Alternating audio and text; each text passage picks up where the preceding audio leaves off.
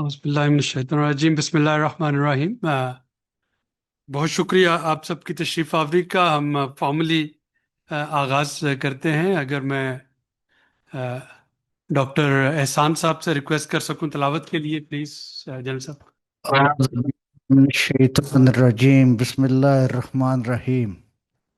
क़ाल अल्लाह ताला फ़िल कलामिल मजीद वतिल्कल अय्यामु नुदाविलुहा बैनन नास, और हम अय्याम को लोगों के दरमियान बदलते रहते हैं। सदक़ल्लाहुल अज़ीम।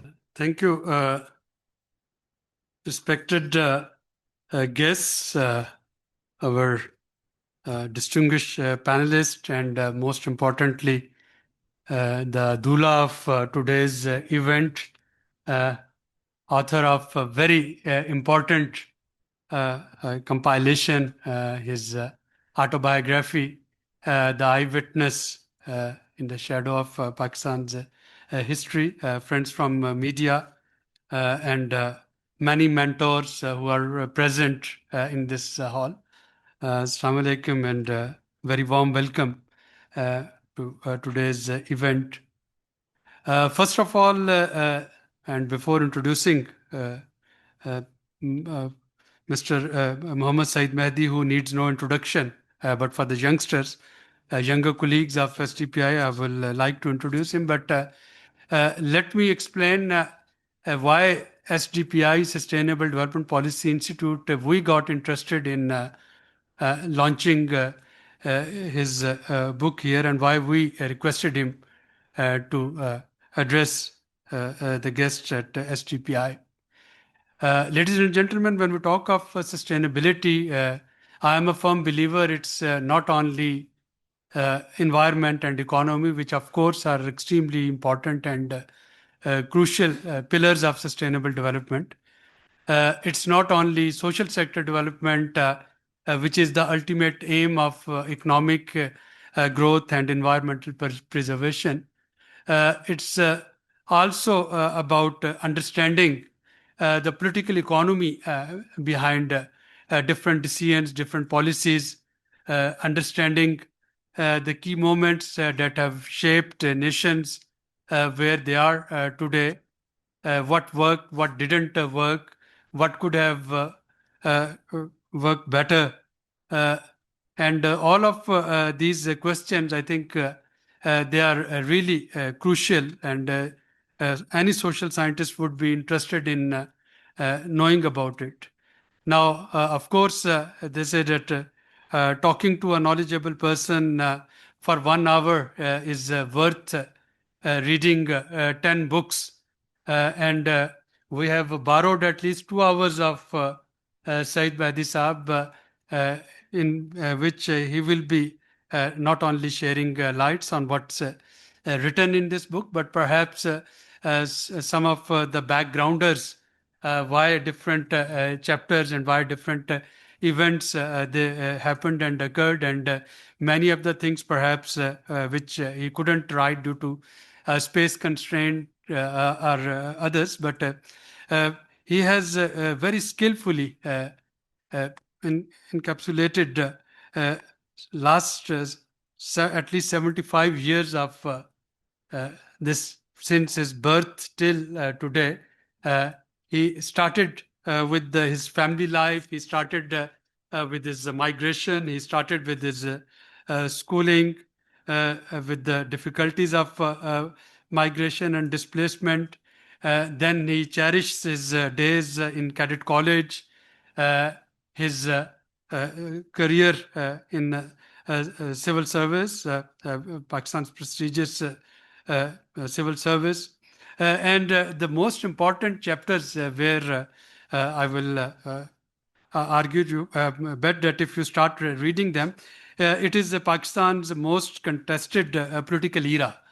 Era of General Ziaul Haq, era of the execution of former Prime Minister Zulfikar Ali Bhutto, the return of Bhutto ladies, removal of Prime Minister Junejo, and all of these things which many of the youngsters here perhaps they may not have get any bleak memories about them, but that was the era which have shape Pakistan what it is today.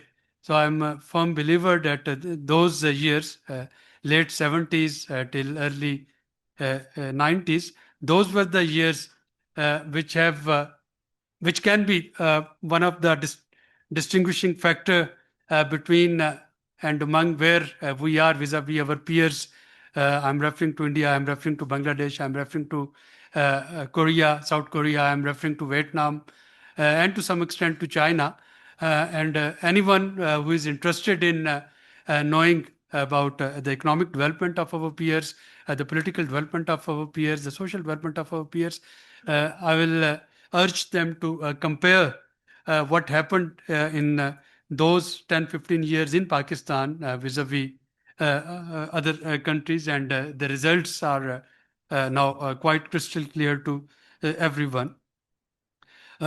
He also mentioned about the 1999 coup of President Musharraf, some of the hardships that he has to go through, the very now familiar, I would say, course of action in Pakistan's history, where they say, जो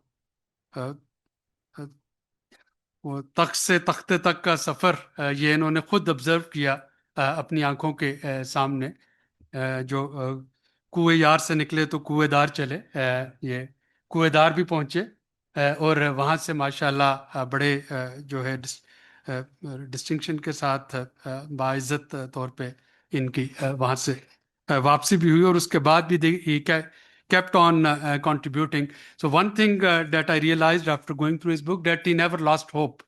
And I have no problem in saying that he is a born optimist. So in the bleakest moment of history and in the bleakest moment of taking tough decisions, he always had some optimism that perhaps he could see better, and he had narrated some of those events here. Finally, I would say that he has very honorably given a disclaimer, so he doesn't claim that the events and the memoirs that he has compiled, they are investigative reporting. It is just his description, and one can agree or disagree, and he has given the right to agree or disagree, but he has very honestly tried to convey what he believed, and he doesn't want to sound that his words are the last words. And that's why he is here, and he is open for questions. He is open for any further queries and questions that you may have. And I think that distinguishes a person who can defend what he says with the one who cannot, that the one who can defend would not hesitate in facing public about what he has written and what he is going to say. For the youngsters and the younger colleague at SDPI, let me read one paragraph of his formal introduction. I know many of you may not have read about the extensive experience that he brings with him. His early education was in St. Anthony's, Lahore, and Cadet College, Islamabad, from where he did his matriculation and got admitted in Government College, Lahore, where he remained for 6 years, from first year to 6th year, a proud Ravian and a proud Abdalian. At the centenary celebration of Government College, Lahore, he and his brother were awarded Roll of Honor for obtaining excellent results in all the exams, intermediate, BA and MA. After doing his master's in history from the Punjab University, he taught there for a year and a half as lecturer. He appeared in the CSS exams and made it to the Police Service of Pakistan, and next year made it to the Civil Service of Pakistan, which was then called CSP in 1967.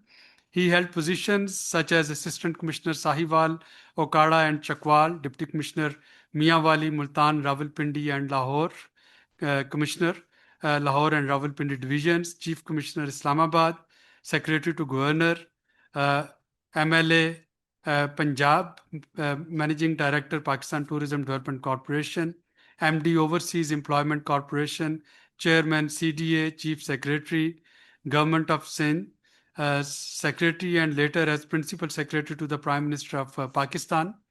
He has been on the boards of Governors, Cadet College Hassan Abdal, Lawrence College, Murray Divisional Public School and Intermediate College Lahore, and Rawalpindi, Muhammad Ali Jinnah University, and is presently on the board of Cust, Cadet College Hassan Abdal, Divisional Public School and Intermediate College Rawalpindi, Chancellor MY University Islamabad.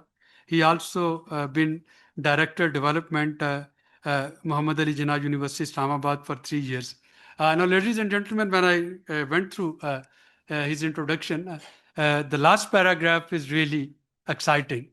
The person of his caliber could have been on many other quote-unquote lucrative boards where you get paid in dollars. But he actually has now spent his most productive years of life to promote education and to disseminate through these education institute what he earned and what he learned. So the format of today's discussion is that we'll be requesting Syed Mehdi Saab to share some important lessons from his book, some important episodes and historical moments from the book, The Eyewitness. And then we have a very distinguished commentator among us, Senator Farhatullah Babar Saab, again, whose integrity and honesty is beyond question and whose opinion is always beyond any political affiliation. So we'll be requesting Farhatullah Babar Saab to make a comment on the book. But first, let's hear from the author himself. Over to you, sir.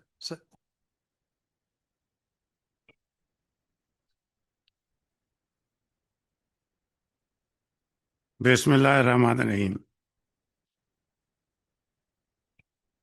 Ladies and gentlemen, Assalamu alaikum. Let me first of all thank you for sparing your precious time to have graced us by your presence at the book function of my The Eyewitness today. And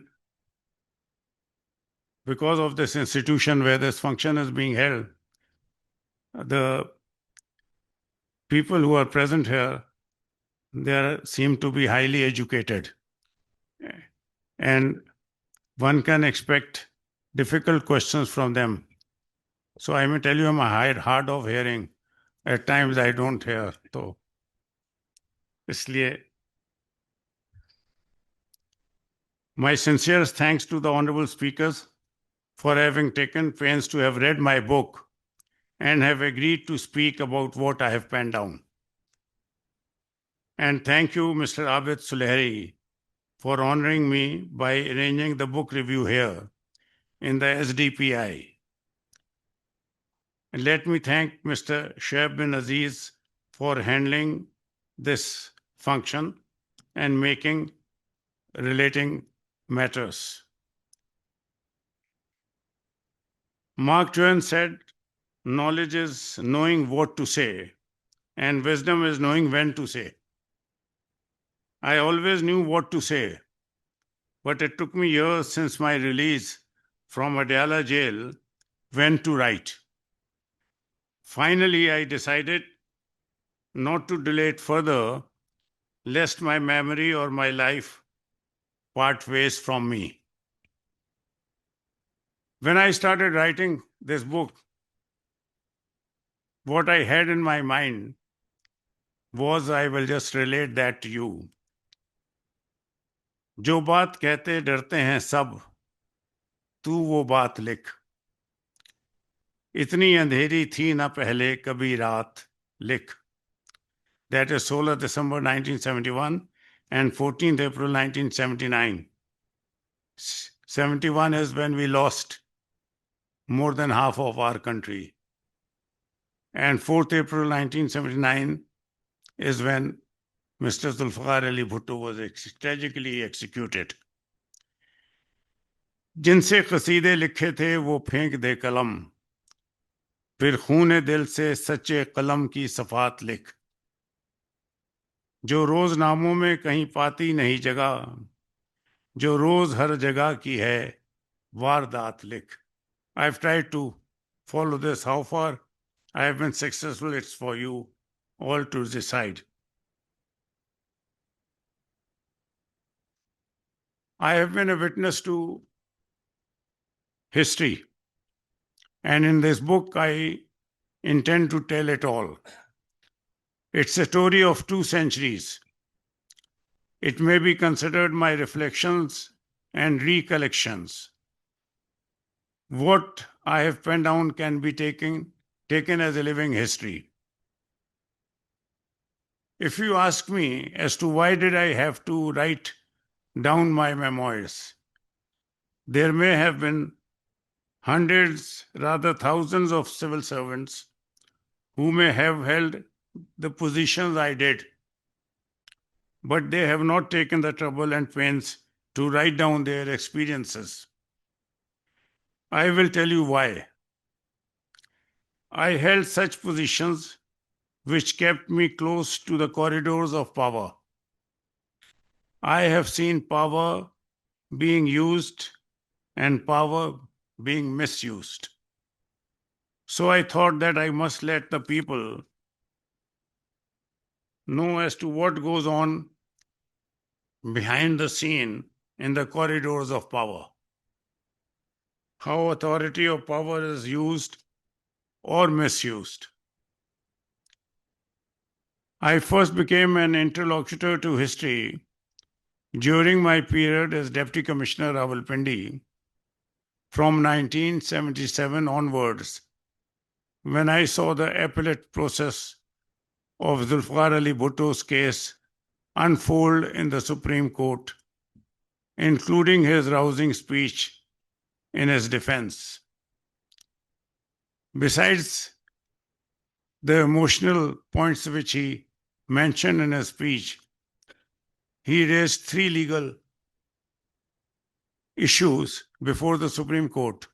One, he said that a case under 302, that's a murder case, is triable in the Sessions Court, and High Court is the first court of appeal, whereas his case was tried in the High Court and he was denied an avenue of appeal.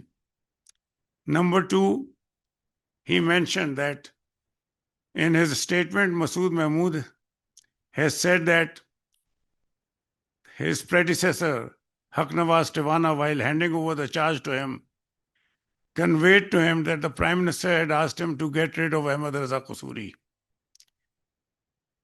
Mr. Bhutto said that nowhere has Masood Mahmood mentioned that I conveyed this to him.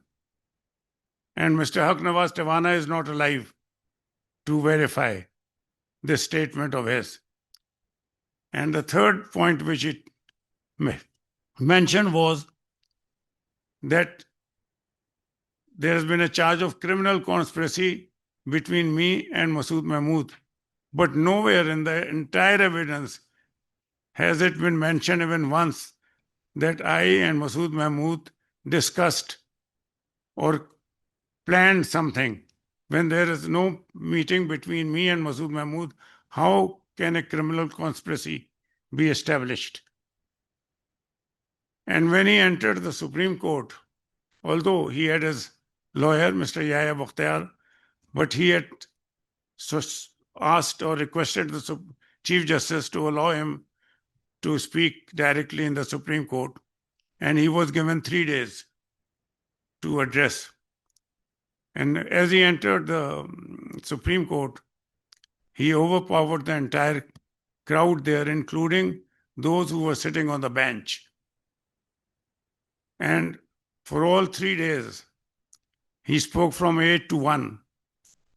And from 11 to 11:30, there used to be a break where we took him to the registrar's room for a cup of tea or coffee. And one interesting thing I would mention, Justice Sajjad Ali Shah, who later on became Chief Justice of Supreme Court, he was registrar at that time.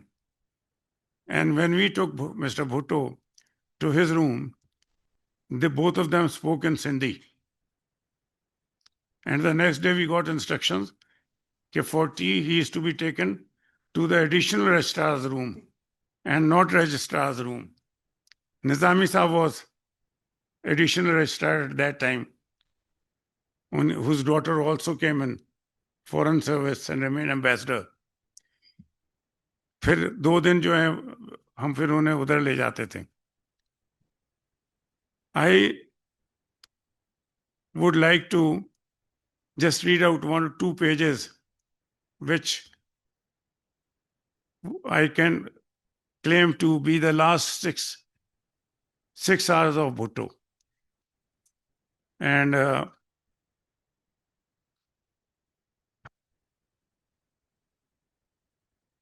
एक है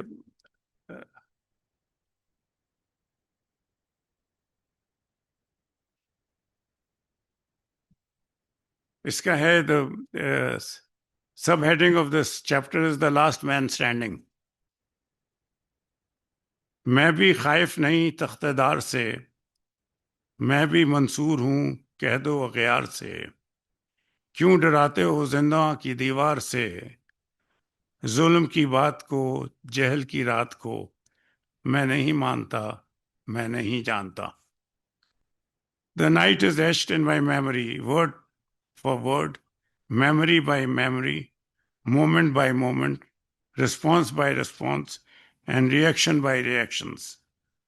Zulfikar Ali Bhutto and Syed Mehdi engaged in an intense, monumental conversation with few words but more lines to read in between. Whenever I was on an official round and walked down the narrow corridors of this purpose-built portion of Rawalpindi District Jail, with 3 rooms on each side and Bhutto's the last one on the left, I was reminded of Lord Tennyson's Charge of the Light Brigade that I read at St. Anthony's, Lahore. Cannon to the right of them, cannon to the left of them, cannons in front of them. Yes, even this evening it felt like something, including myself, was about to explode. The pressure of seeing a person of Bhutto's stature and persona in such circumstances was a poignant reminder of twists and turns of fate. How times change. As all these thoughts raced through my mind, I suddenly found myself at the end of the corridor facing Bhutto's cell. ये 6 cells अलग बनाए गए थे ताकि वो जो लोग आम लोग जो जेल में थे वो उनका कोई भुट्टो साहब से कांटेक्ट ना हो सके. ये हमारे साथ भी हुआ था. जब हम जेल में गए हैं तो हमें भी अलग ही रखा गया था, मियां नवाज शरीफ और शहबाज शरीफ और हम लोग, ताकि कहीं लोगों के साथ हम एक सपना हो जाएं. All these thoughts raced through my mind. I suddenly found myself at the end of the corridor facing Bhutto's cell. He sat there staring at the ceiling, an empty, listless look, sitting on a cement slab designated as his bed. I took the courage to say, "Good evening, sir." He continued to stare at the ceiling without looking at me and mumbled a gesture. With no one else close by and just an iron bar gate that stood between us, I gathered the courage to say, "Sir, please write a mercy plea and I guarantee it will reach General Zia." At that moment, he changed his look of oblivion to the ceiling and looked straight at me. a frozen cold face, but eyes glassy and red. I gathered more courage, and before he replied, I said, "Sir, if I may add, this may be something General Zia might be waiting for." He continued that stone cold look towards me. That look from Bhutto spoke volumes about what he wanted to say. As I stood there looking at him, sitting on that cement slab, surrounded by cold, dark walls, and those iron bars separating a deposed, incarcerated, elected prime minister and a serving, aspiring civil servant, I felt lost in translation, going against the hope that Bhutto may say yes and crown me a history-changing moment. Still, he continued that look towards me, and in a somber and subdued tone, only uttered, "Thank you." Thank you, the last two words that Bhutto spoke to me just about 6 hours before he was taken to the gallows and hanged. Thank you, DC Rawalpindi, for a futile effort. This was the last time I saw Bhutto alive. That was the last time I heard a thank you that still resonates in my mind and echoes in my ear. That was the last time I saw such a towering, enigmatic, charismatic personality possessing dignity and honor when he knew that he was to be taken to the gallows any time. That was the first time. It was the first time I witnessed a judicial murder of a personality of such national and international admiration and fame. As I paced outside in the jail compound, the multitude of thoughts and unanswered questions created traffic in my already congested mind. Time was passing like a floodgate. Suddenly, I was informed it was time. What I saw next was again an image engraved in my mind and heart. Bhutto was taken to the gallows. That was the shocking and depressing image. On reaching the gallows, all stood still and motionless. A few moments passed. No one moved, nor even Bhutto. He glanced towards the gallows, leaped forward, and in knee-jerk reaction, climbed the 3 steps and reached the gallows, where he stood tall and brave, waiting to be hanged any moment. He looked at the sky, probably trying to convey to God Almighty, "My Lord, I submit to your will."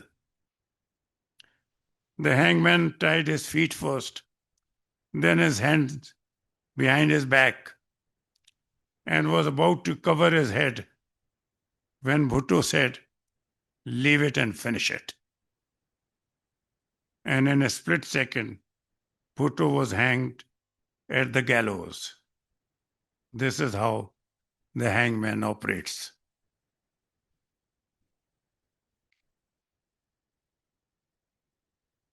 I was also tasked to call on Zulfikar Ali Bhutto in Rawalpindi jail earlier, about a week before his execution, to suggest to him to file a mercy petition to the president, which he flatly refused. He mentioned that he would prefer to die at the hands of a dictator than to die at the hands of history. I was there when Pakistan's first elected prime minister met his wife and daughter for the last time in his life. Mrs. Bhutto and Bibi Nazir Bhutto, they were allowed to meet Mr. Bhutto once a week. That was every Tuesday.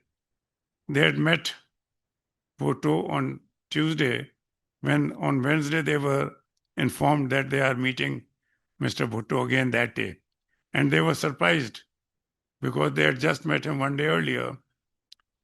And the jailer, the assistant superintendent jail who was there, where they were lodged in the Sehala rest house. So he said that he has just this information, that he is to take them to the jail to meet Mr. Bhutto. When they came to the jail, they asked the jail superintendent and Colonel Rafi, who was administrator of the jail, as to why were they meeting Mr. Bhutto just after a day. They also said that they have no information. And they also informed them that their meeting used to be 1 hour, that day there is no limit of time. That also made them suspicious as to something is going to happen. The meeting continued for about 2.5 hours. Begum Bhutto to boli nahi bilkul. वो दीवार के साथ लग के बैठ गई, and she just kept on crying and weeping. Benazir and Mr. Bhutto were whispering to each other because they knew that the cell was bugged. Or at times they were writing and then used to tear away. So when they were leaving, Benazir, she asked the superintendent jail and Colonel Rafi to allow her to enter Bhutto's cell and embrace her father for the last time in their lives. But the superintendent jail and Colonel Rafi, they showed their inability, as to they had no such powers to allow them to meet Mr. Bhutto.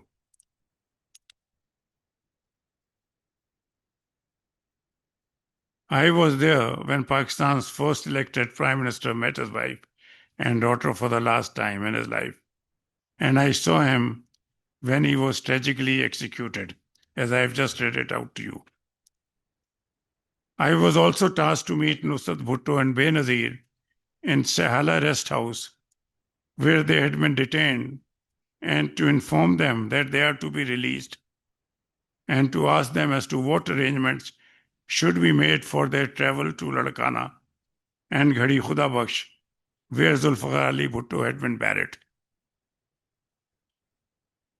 The SMLA, Brigadier Rahat Latif, I, and the SSP Janze Barki, we three went to Sehala rest house to meet Begum Bhutto, but we were informed that she was in Iddat and she would not meet any Namaram. And if we wanted to meet Miss Bhutto, she was there. So Brigadier Rahat Latif, our SMLA, got in touch with the higher authorities and got their permission to meet Benazir. She came in about 10 minutes. We stood up and greeted her. When we sat down, she said, "Hello, General, how are you?" The SMLA said, "Ms. Bhutto, I'm not a general, I'm a brigadier." So Benazir ne kaha, "Oh, I see. You have not been promoted for killing my father?" He said that your father was not killed. He was executed under the orders of the Supreme Court of Pakistan. She said, "Look, I don't want to sit with you. Either you go or I leave." He then again went out and got instructions from higher authorities. He came back and said, "I'm sitting outside. Whenever you need me, you may call me." She said, "I'll never need you." Then she asked Mr. Janze Barki as to who he is. He said, "I'm Janze Barki, SSP Rawalpindi." She said, "Were you posted in Lahore before coming here?" He said, "Yes, I was SP Kent. Then she said, you used to bring my father from Kot Lakhpat to the High Court. He said, yes. And then she said, who, you pulled him out of the High Court? जब वो Justice Mushtaq ने कहा था, take him away, take him away. He said these were the orders of the Chief Justice. She said, if the Chief Justice had asked you to take out your gun and shoot yourself, would you have done that? So he had no answer. So she said, you may also go. तो वो तो फौरन he left. उसने कहा मैं इस झगड़े में नहीं पड़ता. Then she asked me to introduce myself. I said, I'm Syed Mehdi. I'm Deputy Commissioner Rawalpindi. He said, look, Mr. Mehdi, you and I are alone in this room. And above us is God Almighty. You tell me honestly as to whether my father was killed. I said, though very unfortunate, he was executed. And it was not only a national loss, it was an international loss because he was a leader of international ability and international fame. After which she got relaxed and started discussing with me her arrangements of going to Larkana. I also mentioned on seeing her, I became a little emotional. And I also mentioned that people will never forget Bhutto and will never forgive Ziaul Haq. And Ziaul Haq will be carrying the bier of Bhutto on his shoulders throughout his life. And when he is out of power, people may even lynch him. So she was relaxed when she found me speaking in this type of language. We discussed her program of going to Larkana. On the third day, both of them, the mother and daughter, were sent to Larkana. The next day, I got a message from the military secretary to the president that I was to meet the president the next day at 11 o'clock. When I met General Zia, I said, how did your meeting with Bhutto ladies go? I said, sir, Mrs. Bhutto did not meet us. She was in Iddat. Miss Bhutto met us. So he said, was she rough? I said, in a way, she asked SMLA to go and she asked the SSP to leave. So he said, how was your attitude? I said, sir, I had to be very civil and polite because she had just lost her father a few days back. He said, yes, that is how it should have been. And then he switched on a tape recorder. और उसमें मेरी आवाज आ रही थी, उसमें मेरी आवाज और मोटी और भारी थी. कहने लगे, ये कौन साहब है? मैंने कहा, sir, it's me. On seeing Benazir, I had become emotional.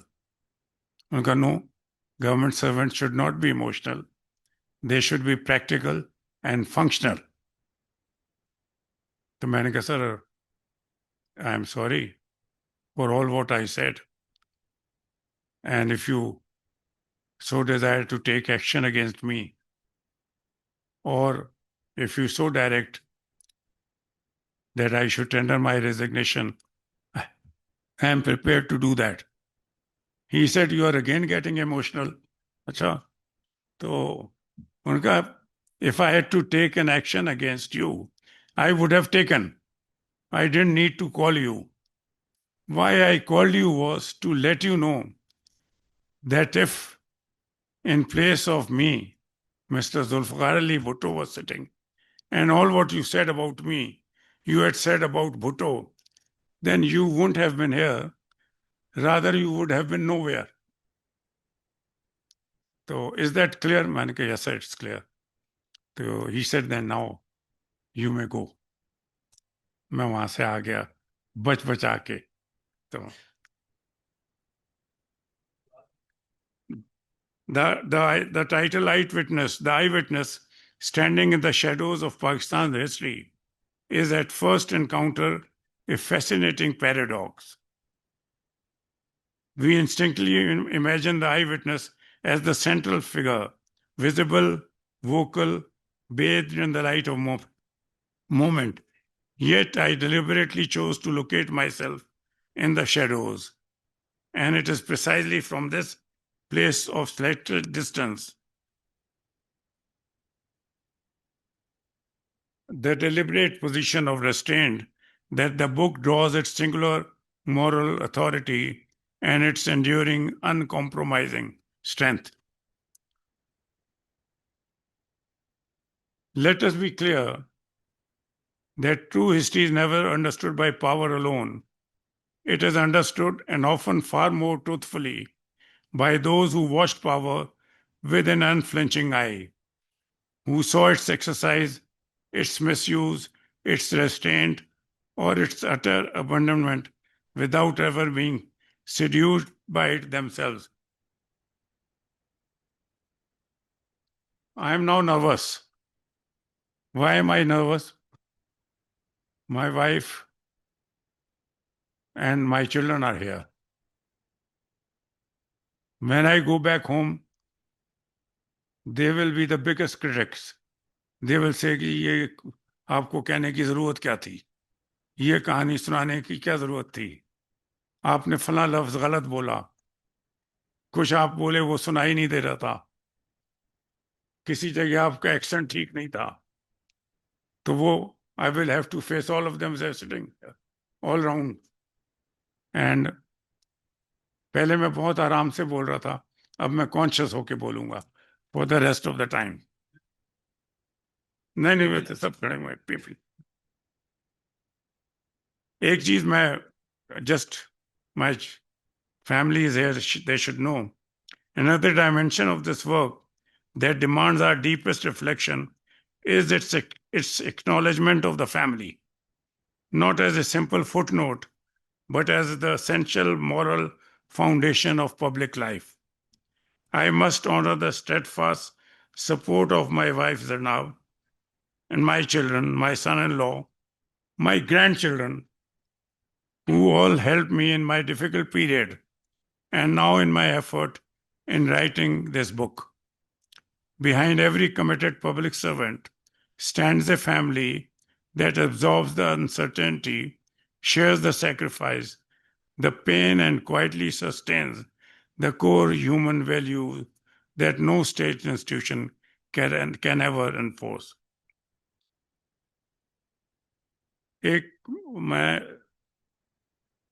I would like to just read a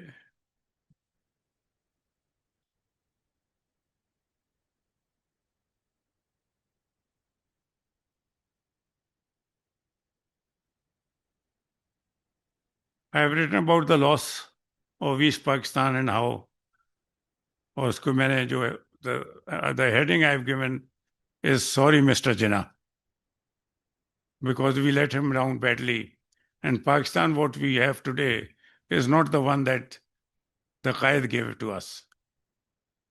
एक नज़म है जो नसीर तुराबी साहब कहते हैं कि मैंने उसी वक्त लिखी थी जब ये मुझे पता चला कि we have lost East Pakistan. वो हम सफ़र था मगर इससे हम नवाई न थी, कि धूप छाँव का आलम रहा, जुदाई न थी, ना अपना रंज ना औरों का दुख, ना तेरा मलाल, शबे फराक कभी हमने यूं गंवाई न थी. मोहब्बतों का सफ़र कुछ इस तरह भी गुजरा था, शिकस्ता दिल थे मुसाफिर, शिकस्ता पाई न थी.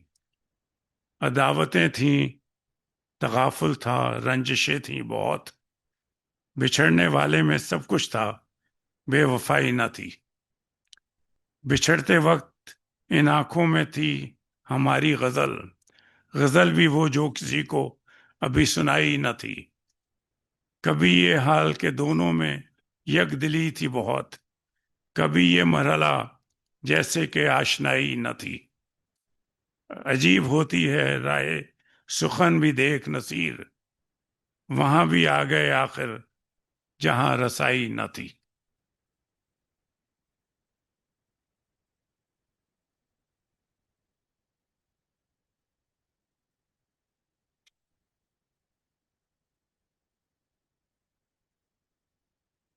When Benazir Bhutto returned in April 1986, I was Commissioner Lahore. Naturally, we were asked to make all arrangements to manage the crowd because everyone expected a very large crowd. मैं आपको एक सुनाऊंगा. General Zia and Junejo Saab came to Lahore and took a meeting of the senior civil servants. Governor Makhdoom Sajjad Qureshi and Chief Minister Mian Nawaz Sharif were also present in the meeting. IG, Chief Secretary, DIG Special Branch, Mayor, Deputy Commissioner, we were there. So he asked us to give our views. तो government servant की जैसे आदत होती है, sir कुछ कोई खास नहीं होगा क्राउड. ऐसे she will come about 4-5,000 people होंगे around the airport, and by the time she reaches Minar Pakistan, a maximum of 10,000 crowd. एक DIG special branch थे, उन्होंने कहा, sir, I will sum up in one sentence. There'll be a lot of smoke, but no fire. General Zia ने कहा कि there'll be smoke and fire both. Huh? And logically, how can there be a smoke without fire?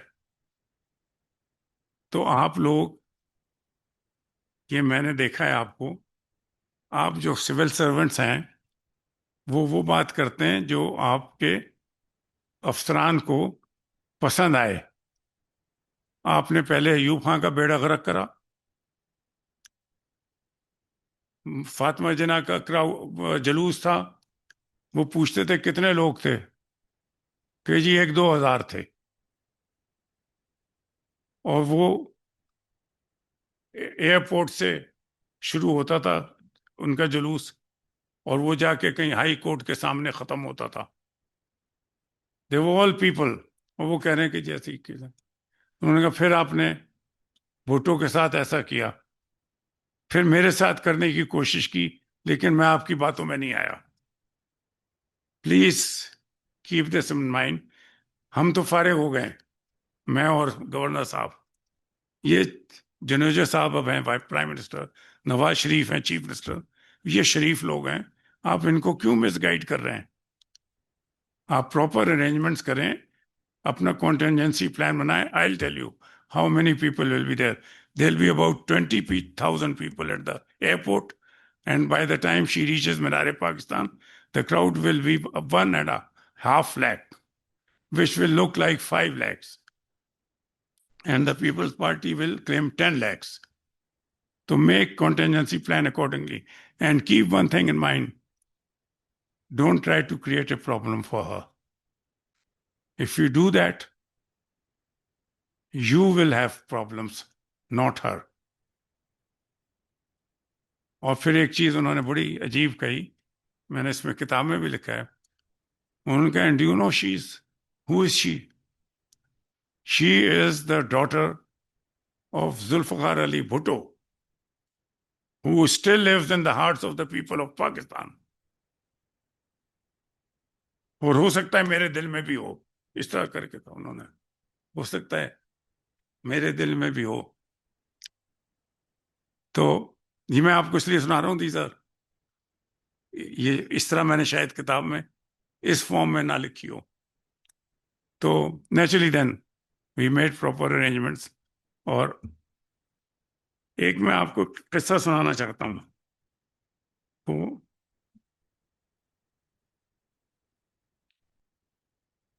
I was visiting London. London में मेरा एक batchmate and a friend and a colleague, Khalid Masood. He was my batchmate in the police academy. And then when I was DC, Miawali, he was SSP with me. So he had settled in London after retirement. He had only a son who was doing a job there. So he and his wife also went there. We were in London So I was sitting with him. I had gone to meet him. So his son came, Asan. He was studying in Essex University. तो उसने कहा कि 3 दिन के बाद बेनज़ीर भुट्टो आ रही है हमारी पाकिस्तानी स्टूडेंट्स यूनियन को एड्रेस करने के लिए, तो आप आना चाहेंगे? मैंने कहा हम आएंगे। तो उसने कहा मैं ले लूं टिकट्स? मैंने कहा ज़रूर लो, मेरे लिए भी लो और खालिद के लिए भी लो। हम वहाँ चले गए। तो वहाँ जब हम गए तो she made a very good speech. After her speech question answers हुए। मैं इसलिए ज़्यादा बोल रहा हूँ कि यहाँ क्वेश्चन आंसर्स ना हो। तो उन्होंने सबसे पहले आसन खड़ा हुआ उसने, तो मिस भुट्टो ने कहा यस इंट्रोड्यूस योरसेल्फ। तो उसने बताया मैं आसन and I M captain of the cricket team of this university. उन्होंने कहा yes what is your question आसन? उसने कहा madam you play 2 innings and in both the innings your score was rather low. Why was it so? Being Zulfikar Ali Bhutto's daughter. उसने कहा आसन you have asked me a question in cricket terminology. I will also answer to you in the same lingo. Maybe my score was low, as you say. But do you know, one, the umpires were not neutral. Two, the pitch was uneven. And three, the ball had been tempered. वो सारा hall खड़ा हो गया। इसी तरह का मैंने एक वाकया और इसमें मेंशन किया है। That is, however, I saw as big an audience and ovation as that some years back at the first death anniversary of Faiz Ahmad Faiz, held at the Alhambra Hall. It was jam-packed, far more than the seating capacity, more than any other function held at Alhambra. Most of the people were there from the leftist group, pro-Bhutto and anti-Zia. It was held at a time when silence was law. One poet chose to speak. In the history of poetry and protest, no name shines brighter than Faiz Ahmad Faiz. He was more than a poet. He was a witness. He was a voice against silence. At the end of the function, Iqbal Bano sang Hum Dekhenge. When she recited the verse, Aur Raj Karegi Khalke Khuda, the entire hall was on its toes. Seeing the response, Iqbal Bano recited this verse again and again. And during this, a loud voice came from a participant, Aur Raj Karegi Benazir. Hearing this, the crowd went out of control. Slogans were raised of G.A. Bhutto and Benazir Zindabad. Also, some slogans were raised against Zia-ul Haq.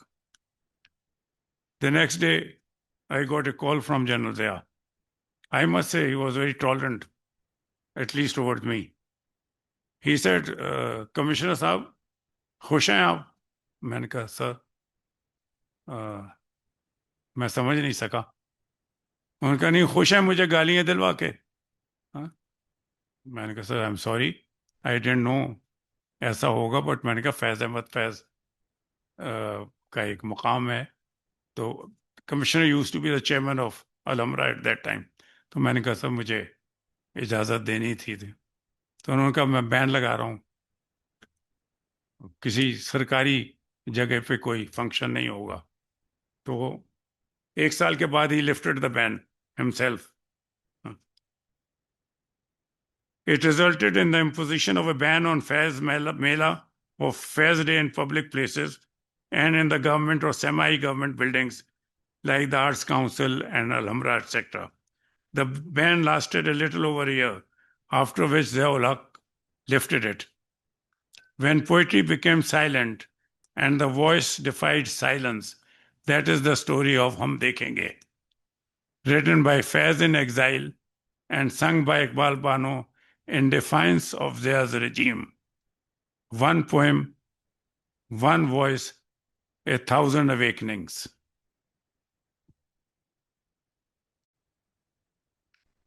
I'm now about to finish. I've tried my best to be as correct and as precise in narrating events and facts as I saw. I have tried my best not to blow any character out of proportion in praise or criticism. It is, in simple words, a mirror on the wall, and the mirror never tells a lie, even if you frame it in gold.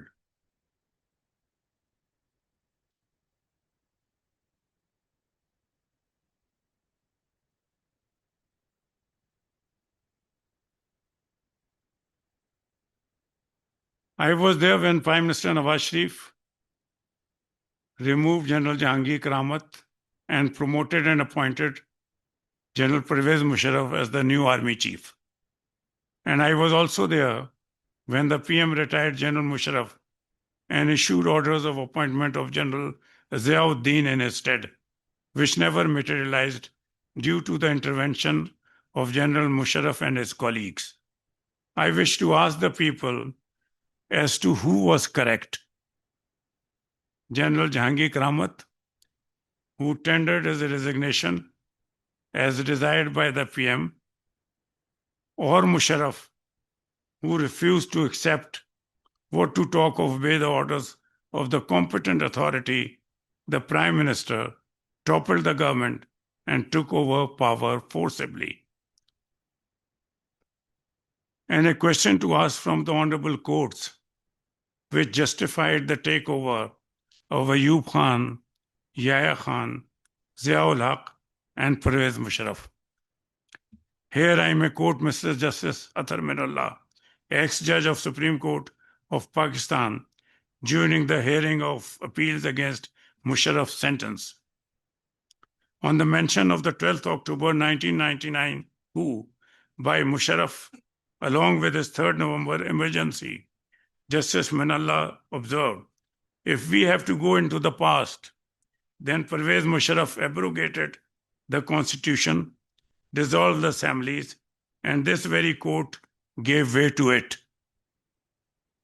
He further said the judges who deemed Musharraf's martial law legal should also be tried.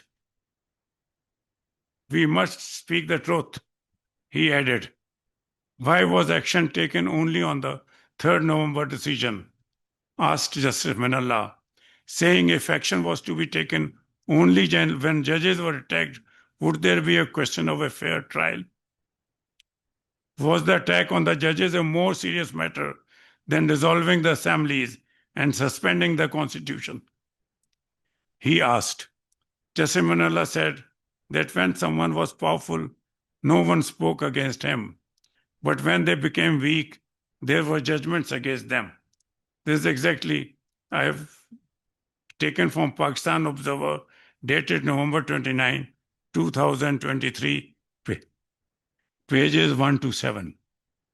Let the nation, the historians, the judges, the observers, or the journalists give a bold and an honest answer. I was asked, rather pressurized, to become an approver against me and Nawaz Sharif in the hijacking case and against Mr. Asif Ali Zardari in the Polo Ground case in return of various benefits, favors, and posting of my choice. Allah gave me courage to refuse to oblige them despite the difficulties I and my family was being made to undergo. I did not want my children to be called son and daughter of an approver. My wife and children spent 2 years just by themselves. People, rather close relations and friends, feared to pass by our house, what to talk of meeting them, lest they may be spotted by Musharraf and his aides as having met our family. However, after my release on October 4, 2001, after 2 years, on bail granted to me by the Supreme Court of Pakistan, my relations and friends arranged a Thanksgiving where each and every one claimed to have offered prayers. किसी ने कहा जी मैंने 1,00,000 दफे आपके लिए कुल वल्ला पढ़ी, किसी ने कहा मैंने 1,00,000 दफे आया करीम आपके लिए पढ़ी, किसी ने कहा मैंने दरूद शरीफ का व्रत किया आपके लिए. फिर one of my relation asked me कि आप भी कुछ कहें. तो मैंने कहा बहुत बहुत शुक्रिया आपने मुझे लिए ये दुआ अरेंज करवाई है. और मैं सिर्फ यही कहना चाहूँगा, मेरे पास से गुजरकर मेरा हाल तक न पूछा, मैं ये कैसे मान जाऊं वो दूर जाके रोए. People may appreciate or critically analyze my humble undertaking. It's a variety of experiences that shape history, and I leave it to the historians to unearth the ultimate truth. Before I end, let me tell you that this book also contains mention of 2 years I spent in different jails of Pakistan, including 45 days of solitary confinement, 90 days in the NAB police station, and faced 3 cases for my sins of omission or commission. I just happened to be on the staff of the Prime Minister when he retired General Musharraf, being legally and constitutionally competent to do so. I have no complaint. As people around me say, I faced it bravely with a smile on my face. मैं कहूँगा, लोग कहते हैं हम मुस्कुराते बहुत थे और हम थक गए दर्द छुपाते छुपाते. Thank you very much.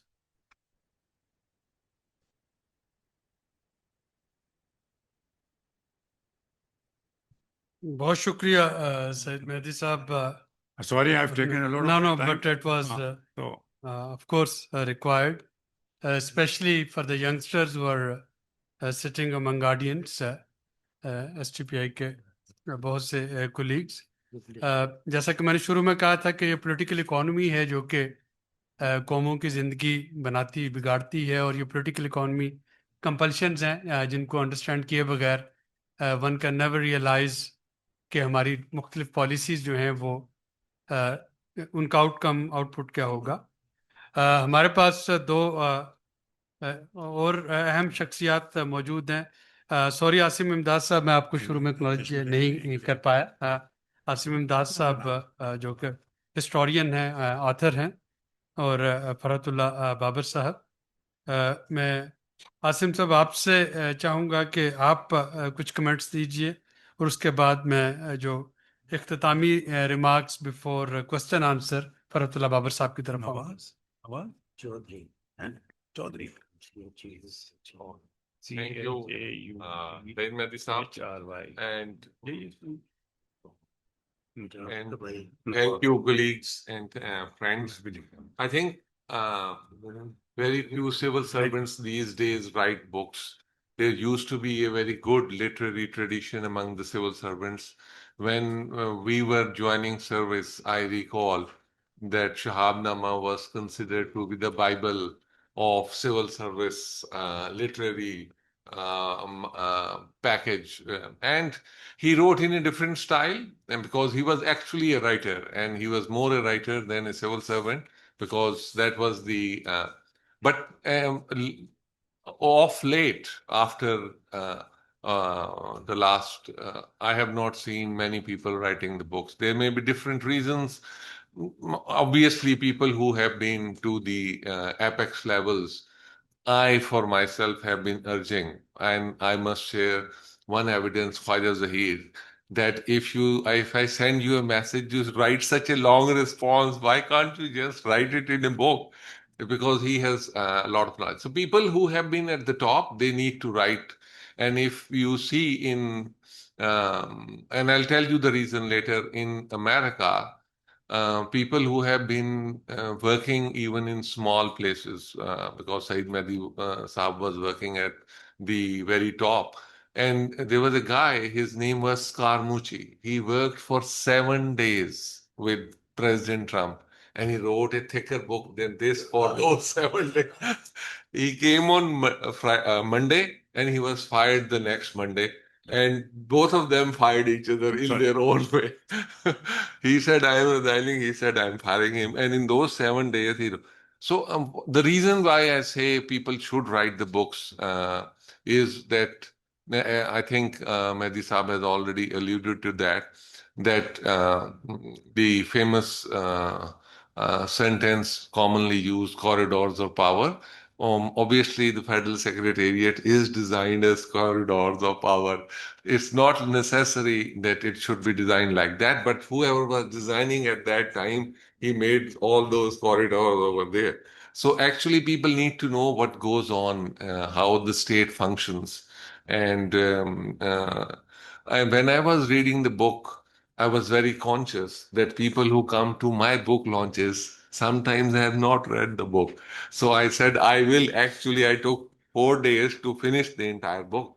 And one of the fascinating stories, two, three, which stick to my mind, not the bigger stories, which I knew Said Mehdi Saab will refer to them, about the Prime Minister Zulfikar Ali Bhutto's last moments, and about the big decisions being taken when Nawaz Sharif was in power.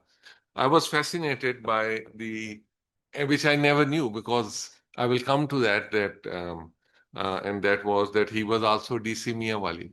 And that was when I read the book, then I realized, and the incident over there, that people came permission from the deputy commissioner under section 144 की relaxation के लिए, because General Niazi had to be received by the tribe.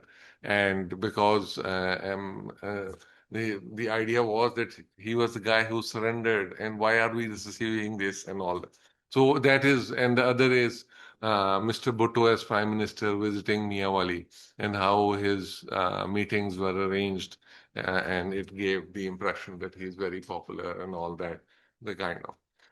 So I thought that there are very interesting stories over here, and most of them, the good part over there is that it is not only just incidents, chronology. He has also shared his reflections and thoughts, and also solutions, because I like that part in which, because of his experience, he could distill it.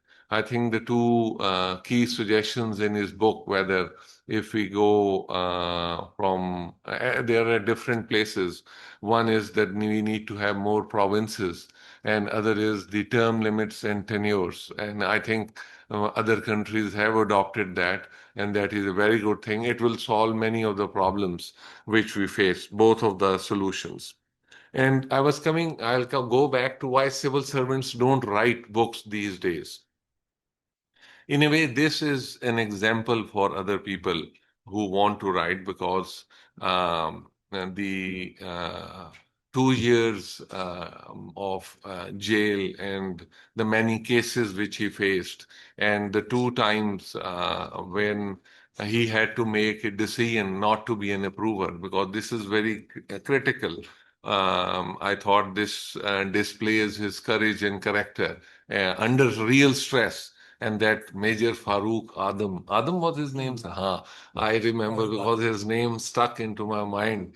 How he would harass and chase him.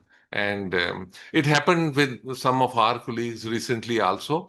And some people decide to give in, and obviously, and some people have the character to say, okay, I'll stay in jail, but I'm not writing a falsehood.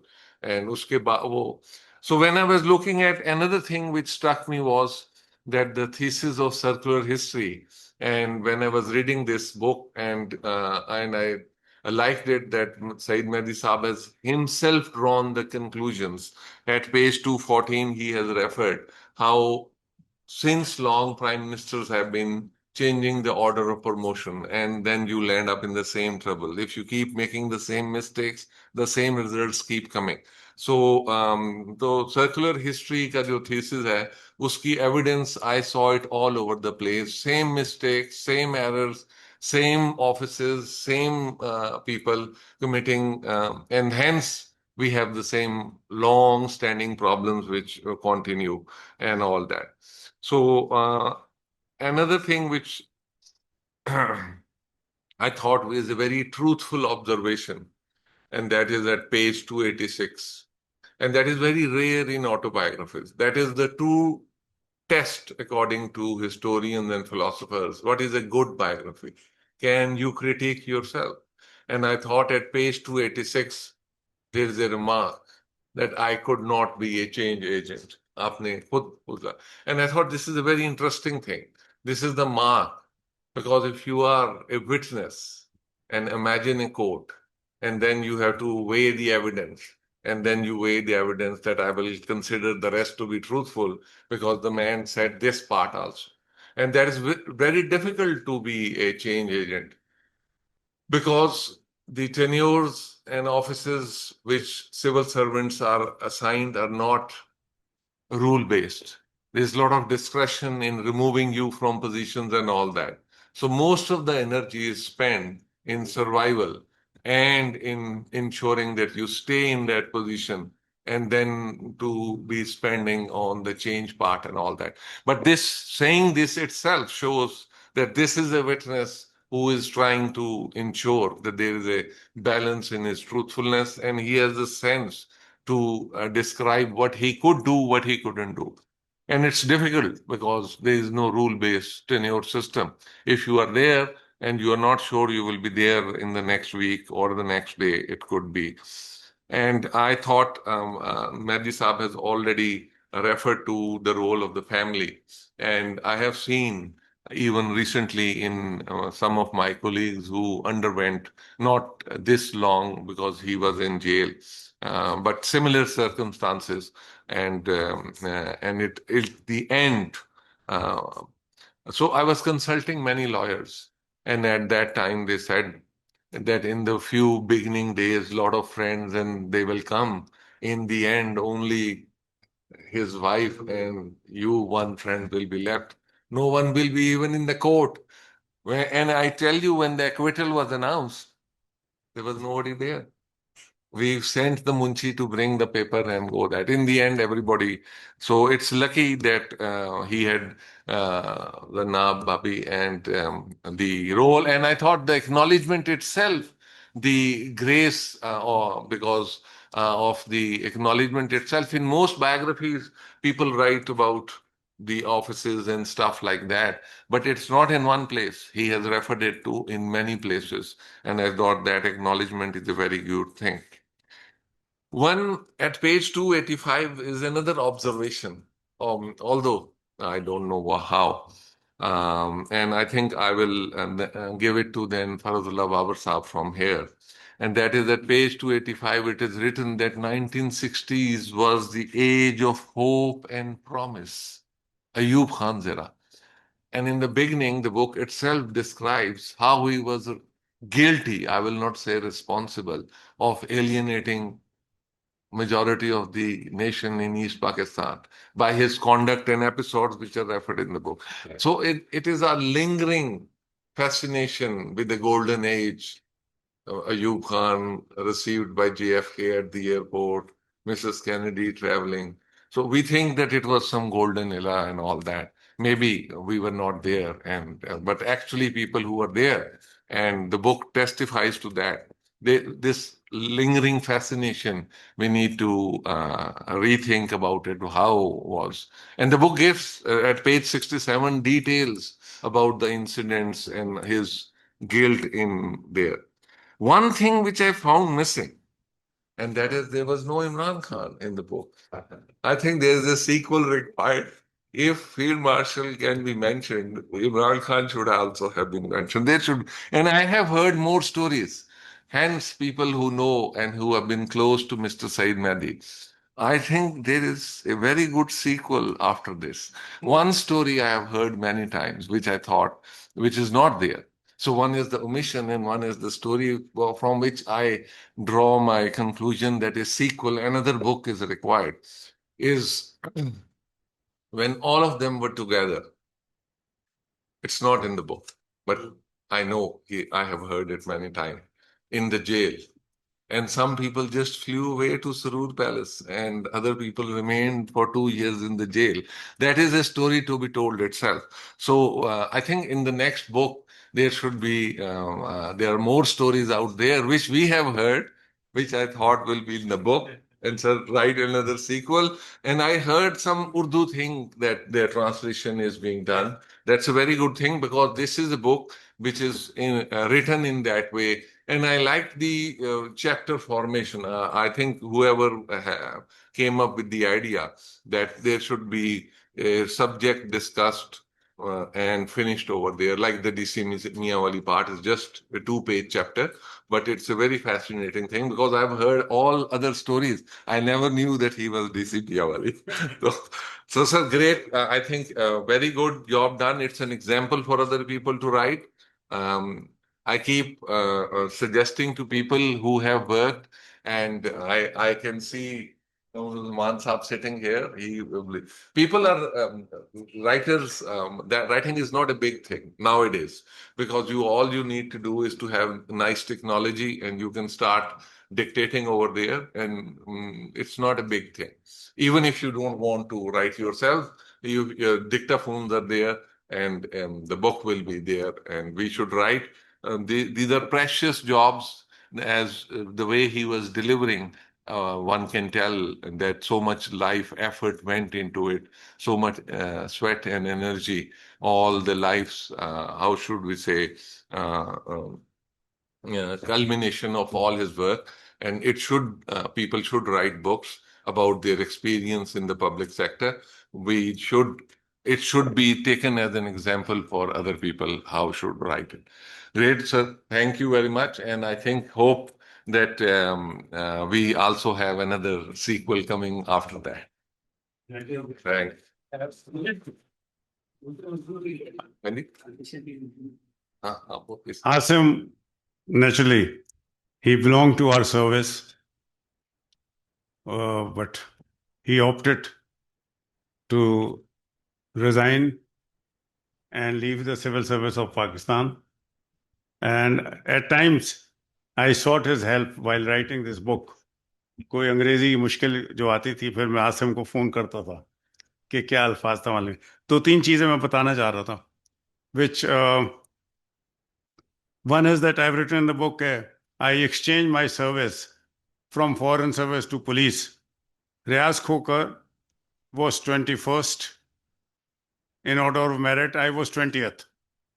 I was the last in foreign service from Punjab. And Riaz Khokar was first in police service from Punjab and in Pakistan. But there was no one in between the two of us. So we tried our best. But I wanted to reappear. Riaz Khokar to कहना मैं नहीं इम्तिहान दे सकता फिर.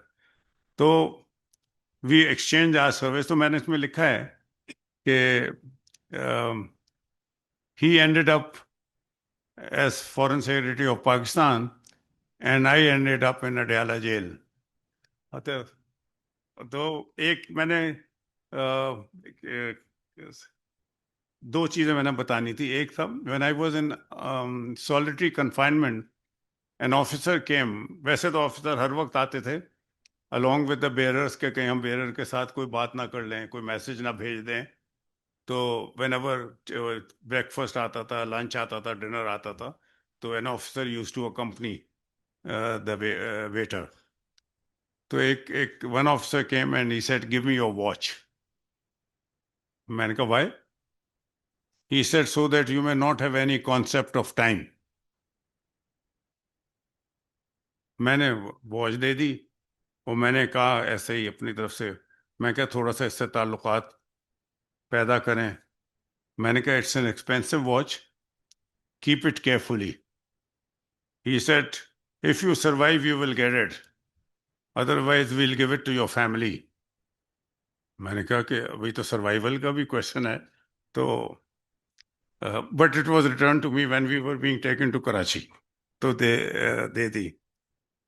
एक अच्छा है, he didn't notice के concept of time कि उसने कहा, "I'm taking away your watch so that you." सामने एक क्लॉक लगा हुआ था और वो लगा रहा, हाँ, सारे वक्त. He never noticed के ये भी वो मेरी घड़ी लेके चले गए. satisfaction. एक चीज और, when one day in the jail, Major Farooq Adam, the Prosecutor General of the NAB, came and he called me and Mr. Naveed Kamar. हम दोनों चले गए तो वो सुप्रीम जेल के कमरे में बैठे थे, and he was not sitting on his chair, he was sitting on the table.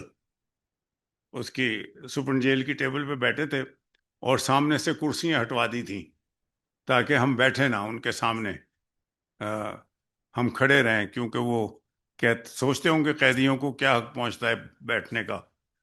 तो उन्होंने पहले तो नवीद कमर से पूछा, बताओ क्या करते रहे हो, क्या कुछ खाते पीते रहे हो? तो उसने कहा कुछ नहीं, अगर है तुम्हारे पास सबूत तो टेक एक्शन। फिर मुझसे कहने लगे कि देखें, you don't belong to Peoples Party. मैं कहा I don't belong to any party, I am a government servant, it just so happened I served in Punjab for a longer period, so I came in closer contact with the chief minister there and then later on the prime minister, but I don't belong to any party. तो उसने कहा कि अगर आप आसिफ जरदारी के खिलाफ बयान दे दें कि he forced you to start work on the polo ground, तो you'll be off the hook, otherwise तो आपका वो जो केस था हाईजैकिंग का, उसमें अपील हमने फाइल की हुई है और उसकी तो एक ही सजा है, डेथ सेंटेंस। तो मैंने कहा जी मैं तो, मुझसे किसी ने कहा ही नहीं, he never force me, and honestly speaking, frankly speaking, he never asked मी। मुझे तो डायरेक्टर जनरल एडमिनिस्ट्रेशन जो थे प्राइम मिनिस्टर हाउस के, उन्होंने कहा था कि गेट नंबर 3 के नज़दीक जो एरिया है उसको आप क्लियर कर दें और उसको हिलॉक्स को लेवलाइज कर दें क्योंकि सिक्योरिटी हैजर्ड है। फिर मैं वहाँ से चला गया तो बाद में खैर बन गया। लेकिन one thing I would like, I have also mention in the book कि later on when Naveed Kamar conveyed to Mr. Asif Zardari किसी हेयरिंग के ऊपर मिले, तो जब हम हेयरिंग के ऊपर गए थे तो आसिफ जरदारी साहब ने, he met my wife and my children also, उनका भी शुक्रिया करा कि आप, वो ये कह रहे थे कि आप बन जाएं, तो कहना आप मेरे खिलाफ गवाह नहीं बने। तो फिर जो उन्होंने कहा, उन्होंने कहा देखो साईं, मुझे तो इन्होंने छोड़ना नहीं, अगर तुम्हें छोड़ते मेरे खिलाफ बयान देने के तो दे दो बयान, I will have no ill will against you, which was very credible. मैंने कहा नहीं सर, मैं क्यों झूठा बयान दूं, because he had never asked me, या तो उन्होंने मुझसे कहा होता तो फिर तो मैं सोचता बयान देने का। This to thank, sorry sir, thank you. जी शुक्रिया। जाहिर है कि ये बातें इतनी दिलचस्प हैं, इनको सुनते रहने का दिल चाह रहा है, लेकिन टाइम कंस्ट्रेंट का भी मुझे ख्याल है। मैं चाह रहा हूँ कि कुछ टाइम बचे क्वेश्चन आंसर्स के लिए भी। सेनेटर फरहतुल्लाह बाबर साहब के इख्तितामी कलमात, उसके बाद फिर हम फ्लोर को जो है वो क्वेश्चन आंसर के लिए ओपन करेंगे। बिस्मिल्लाहिर्रहमानिर्रहीम।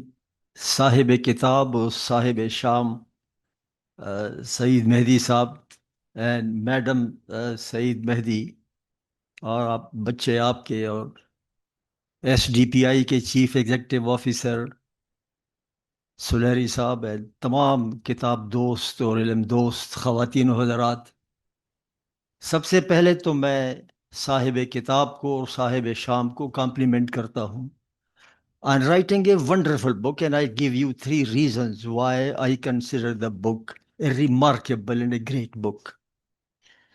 लेकिन उससे पहले मैं अपना डॉक्टर एहसान साहब, आपने जिस सूरत से आयत के साथ इस तकरीब का आगाज़ किया, तिलकल अय्याम नुदाविलुहा बैन अन्नास, आई थिंक ये किताब पढ़ने के बाद, मैंने ये किताब पढ़ी है और ये किताब में जो तमाम वाक़यात हैं और जिस तरह सईद मेहदी साहब ने ख़ुद तफसील के साथ बता दिया, I don't have to repeat that. तो apart from Benazir Bhutto and Zulfikar Ali Bhutto and all this, इसके अंदर और भी बड़ी चीज़ें हैं, जनरल मुशर्रफ का भी है, मोहम्मद ख़ान जुनेजो का भी है, सुकूत ढाका का भी है, सब कुछ है। वो सब देखने के बाद, और आपने, ऐसा लगता है कि किताब आपने सबसे पहले पढ़ ली थी, दैट इज़ वाई आपने कुरान की इस आयत से इसका आगाज़ किया कि तिलकल अय्याम नुदाविलुहा बैन अन्नास। हकीकत यह है कि इस किताब का टाइटल भी अगर ये हो, तिलकल अय्याम नुदाविलुहा बैनन्नास, कि खुदा दिन जो है ये लोगों के दरमियान फेरता रहता है। और जैसा कि आपने जिक्र किया सईद मेहदी साहब ने कि कैसे फारूक आदम और जनरल मुशर्रफ कैसे उनको गिरफ्तार किया। हाँ, मुझे याद है ज़रा ज़रा, मैं सियासत में रहा हूँ और सियासत में हूँ। वही मुशर्रफ था जो दंदनाता फिरता था, और जिस दिन उसको इंडाइट होना था कोर्ट में, उसकी गाड़ी चल रही है, उसके गाड़ी आगे गार्ड्स हैं, और गाड़ी का रुख मुड़ जाता है और वो पनागजीन हो जाता है रावलपिंडी के एक अस्पताल में, और उस अस्पताल में कोई डिप्टी कमिश्नर दाखिल नहीं हो सकता, कोई एसएसपी दाखिल नहीं हो सकता। ये तमतराक था उसका, ऐसा दंदनाता फिरता था कि वो सदर पाकिस्तान नहीं था, लेकिन फिर भी वो अदालत से ऐसे गायब हो गया, मफरूर हो गया कि सब दुनिया हैरान रह गई। और फिर तिलकल अय्याम नुदाविलुहा बैनन्नास, उसी मुशर्रफ को आर्टिकल 6 के तहत फांसी की सजा हुई।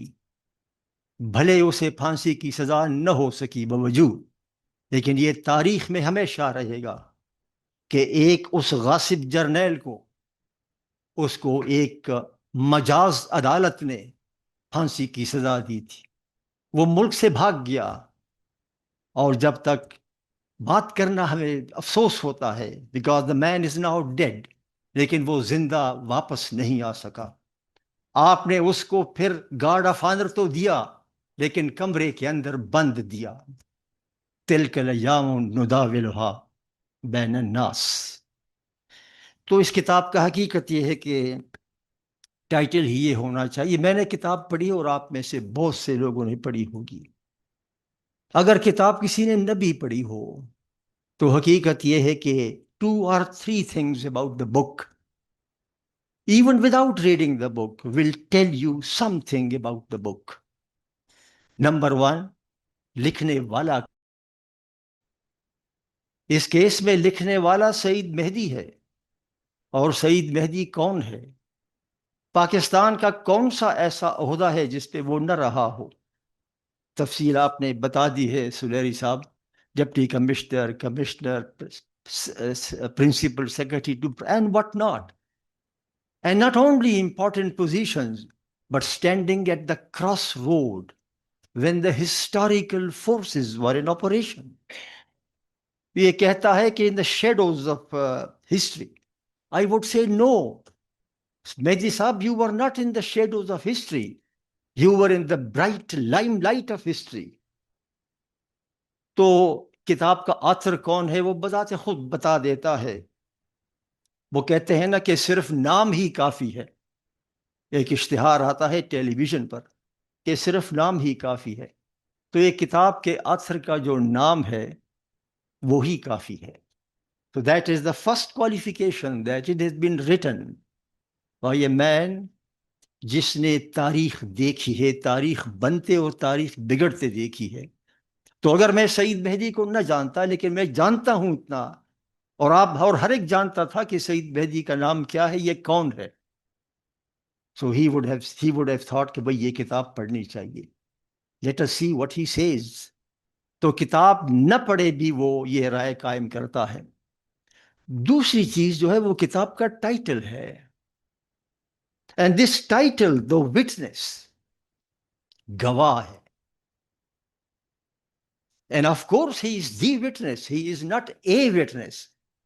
All of you may be a witness to some of the things, but Sayyid Mehdi is the witness to the most critical thing. लेकिन the witness title जो है, इसकी खूबी ये है कि he is not an investigator. He is not a prosecutor. And he is not a judge. हमारे यहाँ लिखारियों का एक बड़ा मसला ये होता है कि वो इन्वेस्टिगेटर बन जाता है, प्रोसिक्यूटर बन जाता है, जज बन जाता है। सईद मेहदी साहब इस बबांगे दोहल वो कहता है कि विटनेस हूं, मैं इन्वेस्टिगेटर नहीं हूं, मैं प्रोसिक्यूटर भी नहीं हूं, और मैं जज भी नहीं हूं, मैंने जो देखा। और इनके देखने की जो है वो ये है कि आप रास्ते पर जा रहे हो। ये अलग बात है कि वो रास्ता जिस पर ये जा रहे हैं जिंदगी में, जो खुदा ने उनको दिया है, इन सादत बजोर बाजू नेस्त, हर शख्स को तो ये मौका नहीं मिलता। इन सादत बजोर बाजू नेस्त ता न बख्शत खुदाए बख्शिंदा। So you can not take pride कि यू हैव बीन दिस और दैट, ता न बख्शत खुदाए बख्शिंदा। तो ये आप रास्ते पर जा रहे हो, आपके हाथ में लालटेन है। मैं उस लालटेन की बात इसलिए कर रहा हूं कि मैं उम्र के उस हिस्से में हूं कि मैंने लालटेन में सफर किया है। तो आप लालटेन लेकर रास्ते पर जा रहे हो, अपना रास्ता सड़क के दोनों किनारे घर हैं, गली के दोनों किनारे, लेकिन आपको पता नहीं है कि अंदरून खाना हंगामे हैं क्या क्या। मेरे हाथ में लालटेन है और मैं गली में गुजर रहा हूं, मुझे खबर नहीं अंदरून खाना हंगामे हैं क्या क्या। सईद मेहदी जिस रास्ते से गुजर रहा है, तो वो बाज ऐसे खानों में उसका उसका ठहराव होता है कि वो उन हंगामों को देखता है। So that is why this is an additional merit of the book, कि ये महज लालटेन लेकर रास्ते पर नहीं जा रहा, ये जो अंदरून खाना हंगामे हैं, ये बाज खानों के अंदर ये पहुंच चुका है। वहां का मकीन है, लालटेन भी है और मकीन भी है। तो उसने बड़े क्लोज से ये देखा। तो that is another element which adds to the credibility of this book. And third, किताब का इंतिसाब क्या करता है। वो इंतिसाब जो है वो उसकी शख्सियत को जाहिर करता है। इन्होंने किताब अपने वालिदैन और अपनी बेगम के नाम की है। Not many men will publicly acknowledge the contributions of their wives, and I must compliment you, madam.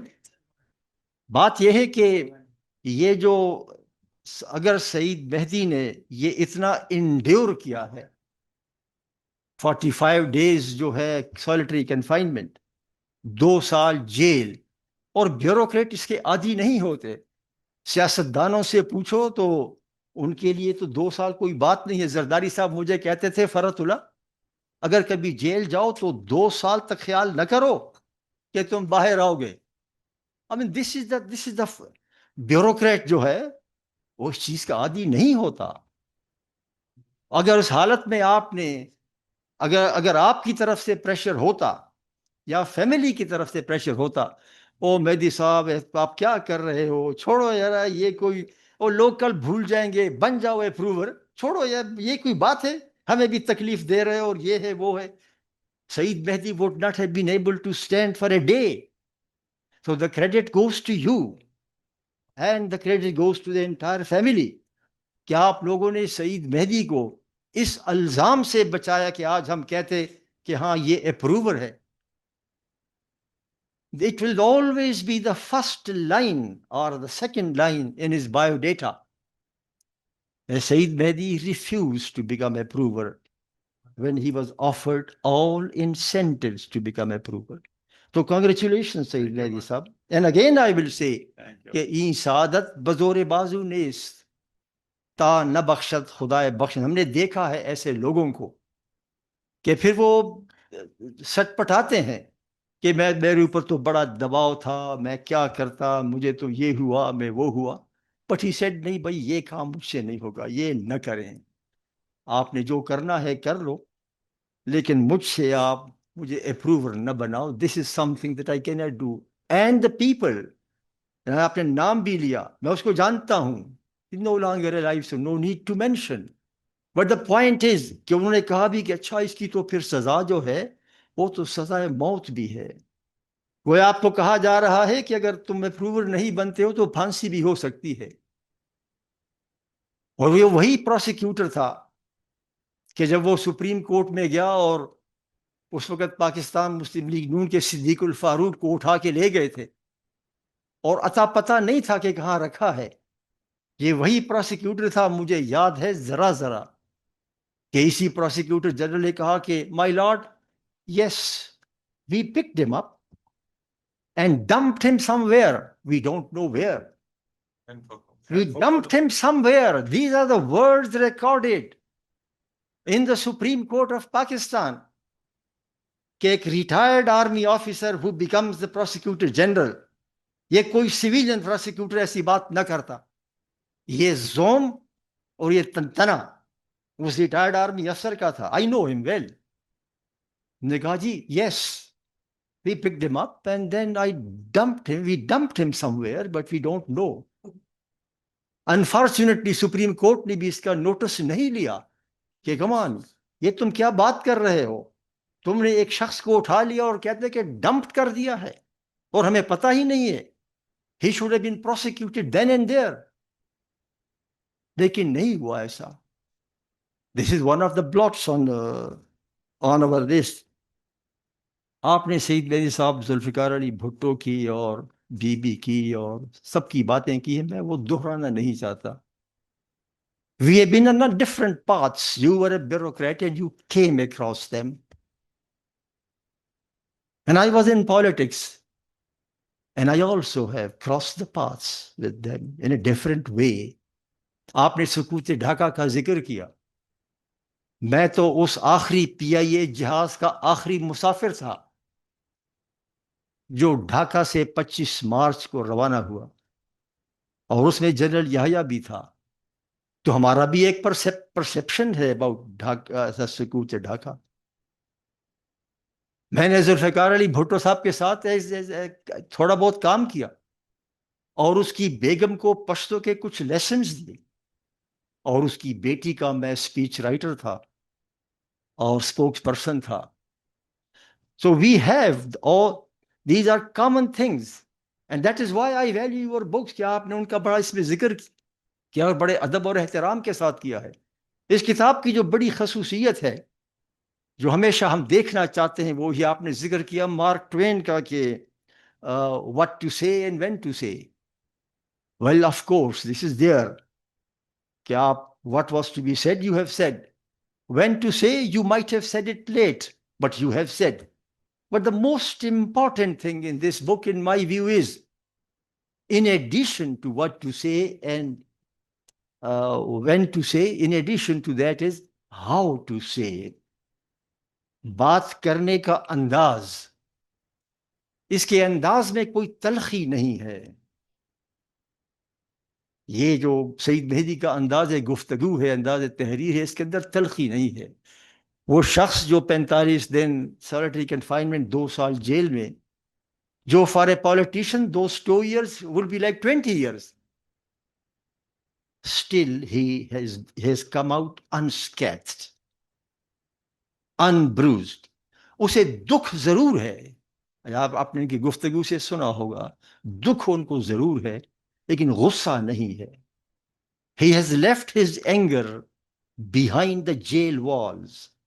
And that, I think, is manifest in this book on how to say. हम जर्नलिज्म में आप रहे हो, जब आप जानते हो कि what to say, when to say, and how to say. How to say is more important. सुलेरी साहब, मैं आपका शुक्रिया अदा करता हूँ, कॉम्प्लीमेंट करता हूँ. आपके इस इदारे में हमने बहुत कुछ सीखा. आपने बात की कि ये जो आपने डोल डाला है किताब की रुनमाई का और इस किताब की बिलखुसूस रुनमाई का, इस तरह आपने लोगों को इकट्ठा किया एक ऐसे दौर में जबकि प्रेस क्लब के अंदर आप बात नहीं कर सकते और प्रेस क्लब के बाहर आकर आपको प्रिटेंड करना पड़ता है कि मैं मीडिया से एड्रेस कर रहा हूं और आप खाली हवा में एड्रेस कर रहे होते हो. ऐसे माहौल में आपकी तरफ से ऐसा इकट्ठ करना कि जिसमें हर शख्स बात कर सकता है, खुल के बात कर सकता है, ये बड़ी गनीमत है. And I compliment you for this. And I hope that you keep up this tradition always. कि यहां आके हम बात करते हैं, हम अपने दिल की बात कर सकते हैं. मैं प्रेस क्लब में बात नहीं कर सकता, मैं सोशल मीडिया पर ज्यादा एक्टिव नहीं हो सकता, but here I can speak. तो thank you very much for this कि आपने ये मौका दिया. मेरी नज़र में तो इस किताब में जो सईद मेहदी साहब ने तो मुख्तलिफ हालात व वाक़ियात का और आपने पढ़ा होगा. The most important thing is that he mention कि जब मैं जेल में था तो वो लोग जो मेरे बड़े करीब थे वो भी दूर हो गए, साया भी जुदा हो गया तारीकी में. और उनके इस बात का दुख है, गुस्सा नहीं है. He is not angry but he is very sad. और जैसे उन्होंने कहा कि कुछ लोगों ने कहा कि मैंने कुरान पढ़ा है, सूरत यासीन पढ़ा है, तो उन्होंने कहा कि बहुत अच्छा किए, मेहरबानी है. और अगर मैंने कुछ कहना हो तो यही कहूँगा कि वो पास मेरे गुजरा, मेरा हाल तक न पूछा, मैं कैसे मान जाऊं कि वो दूर जाके रोया. इस मिसरे के अंदर जो उस परवीन शाकिर का है, इन्होंने अपनी सारी बयान कर दी है कि हाउ डिड आई फील, मैं कैसे मान जाऊं कि वो दूर जाके रोया. लेकिन ये चीज जो है ये भी ब्यूरोक्रेट को बहुत बुरी लगती है, because but again the politician is immune from these things. जब फारूक लगारी ने बेनजीर भुट्टो की हुकूमत को बरतरफ किया तो हकीकत I was there on that day, हम वहां बैठे हुए थे. And she was laughing and she said के ये look what this Farooq has done to me. And she said ke Farhatullah, can you think of some verse. उसको ज्यादा वो पता नहीं था तो बड़ा हंस रही थी, वो कुछ चने भी खा रही थी और ये. तो मैंने कहा जी ये बात तो बड़ी वो है. मैंने कहा जी हम इस तरह से कह सकते हैं, वो किसका शेर है कि वो इस शहर में मोतबर मेरी वजह से हुआ, वो इस शहर में मोतबर मेरी वजह से हुआ, फिर इस शहर में नामोतबर उसने मुझे किया. एंड शी स्टार्टेड इसको रोमन में लिखो, रोमन में लिखो. And I said this is what it means. तो सईद मेहदी साहब वो इस शहर में वो सारे लोग जो आपके पास आते थे और आपसे काम करवाते थे और मोतबर बन गए, वो इस शहर में मोतबर तेरी वजह से हुआ. फिर इस शहर में शुक्र करें कि नामोतबर आपको नहीं किया, सिर्फ आपसे थोड़ा सा दूर हो गए. तो you should count your lucky stars. Benazir Bhutto को तो उसने नामोतबर कर दिया और वो हंस रही थी. आपको आपके साथ उन्होंने बेइतनाई बरती, आपको नामोतबर नहीं किया. वो आपको नामोतबर कर भी नहीं सकते थे, because you are not a type of person कि आपको कोई नामोतबर कर देगा. तो ये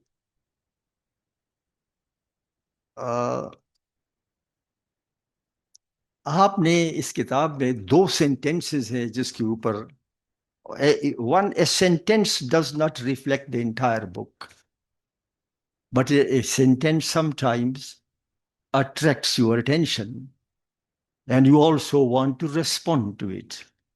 There are 2 sentences which attracted me. आपने कहा है कि let me conclude by confessing. This is a confession of a senior bureaucrat, and I take it seriously. As I look back at the history I witnessed, I see only despots, dictators, and sycophants, but never a true democrat. मैं समझता हूं मेहदी साहब के इस मुल्क ने बड़े जमहूर पसंद पैदा किए हैं. हमारे अवाम का और हमारे लोगों का जो एथॉस है वो डेमोक्रेटिक है. जब मैं ये देखता हूं कि जब आप ये कहते हो कि नेवर ए ट्रू डेमोक्रेट, इससे डेमोक्रेटिक फोर्सेस मैं समझता हूं कि कमजोर हो जाती हैं, अंडरमाइन हो जाती हैं. If I were to write this sentence, I would say that when I look back at the history, I would say that this country and its institutions have been destroyed by the Bonapartes, by those wielding a gun in their hands. And it has happened not once, so many times. The constitution has been abrogated. And the arrogance was such that a dictator said, what is a constitution? A 15-page document, which I can tear at will.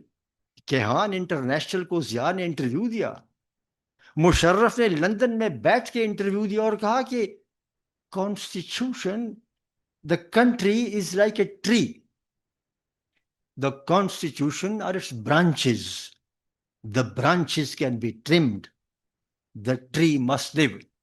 The man didn't know that the constitution is not to be equated with a tree, with the branches. The constitution is the soul and the country is the body. You decimate the constitution and the country will not survive.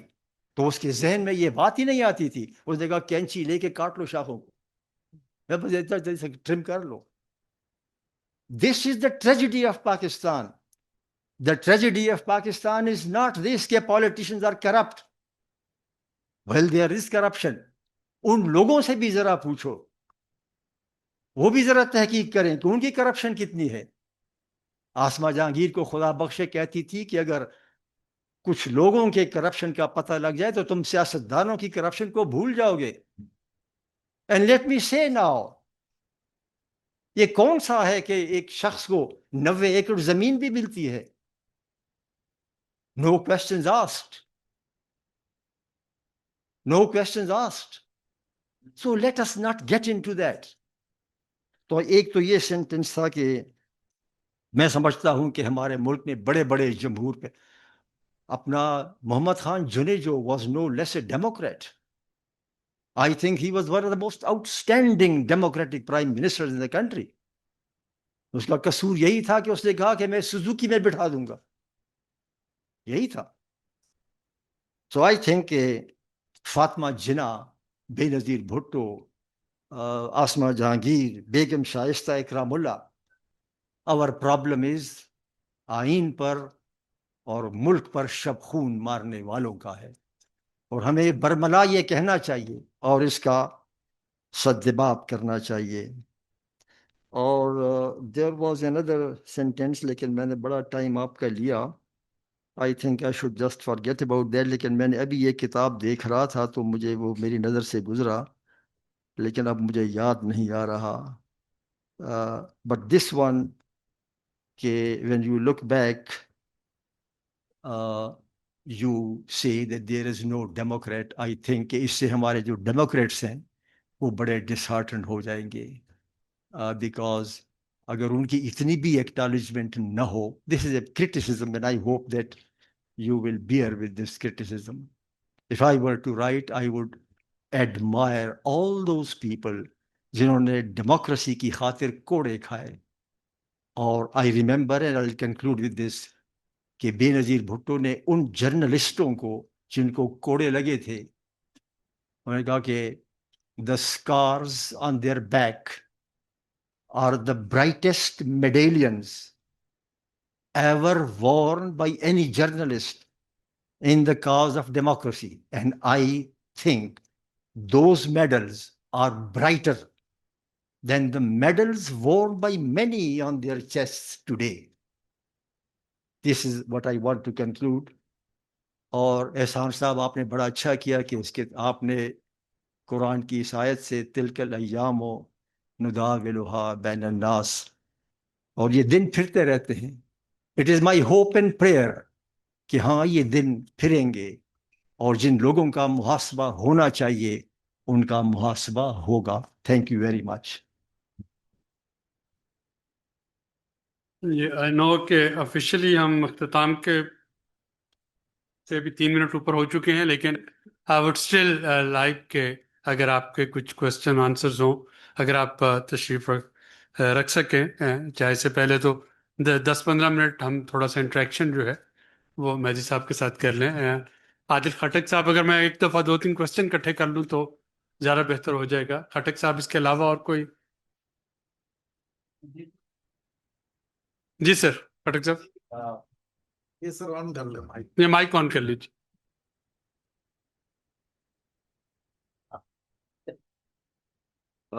Mehdi साहब, आपसे एक रिश्ता अब्दाली होने का भी है, आप हमारी सीनियर हैं, बड़ा एहतराम है आपके लिए।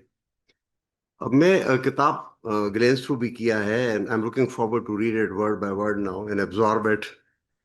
मेरे जहन में एक सवाल आता है, आप as you mention, you are not affiliated with any political party, you've been a civil servant. वो destiny brought you very close to various places, various leaders. मेरे जहन में सवाल ये आता है कि नवाज शरीफ साहब मार्शल लॉ ही के दौर में पॉलिटिक्स में सेलेक्ट किए गए हैं, जो भी उनके क्रिएशन थी। And as I remember, he I think started with being a revenue minister probably in the Punjab government, ये जब मार्शल लॉ का दौर था।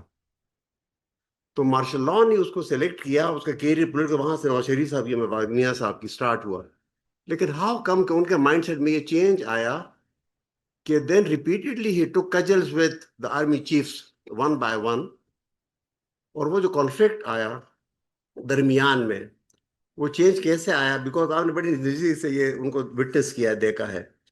दूसरा सवाल मेरे जहन में ये आता है कि उसी पार्टी के इस वक्त जो हुकूमत के खुद कैबिनेट मेंबर्स कहते हैं कि इस पर we have a hybrid government, very proudly और वेरी कन्फेस करते हैं कि हाइब्रिड है, उसको किस तरह मियां साहब बर्दाश्त कर रहे हैं? तो अगर आप इसमें कुछ रोशनी डाल सकें। I don't know whether I made my self clear और नॉट। ठीक है, अब देखो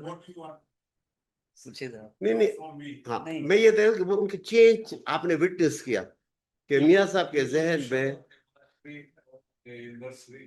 हाँ, डेमोक्रेट, ये चेंज कैसा है?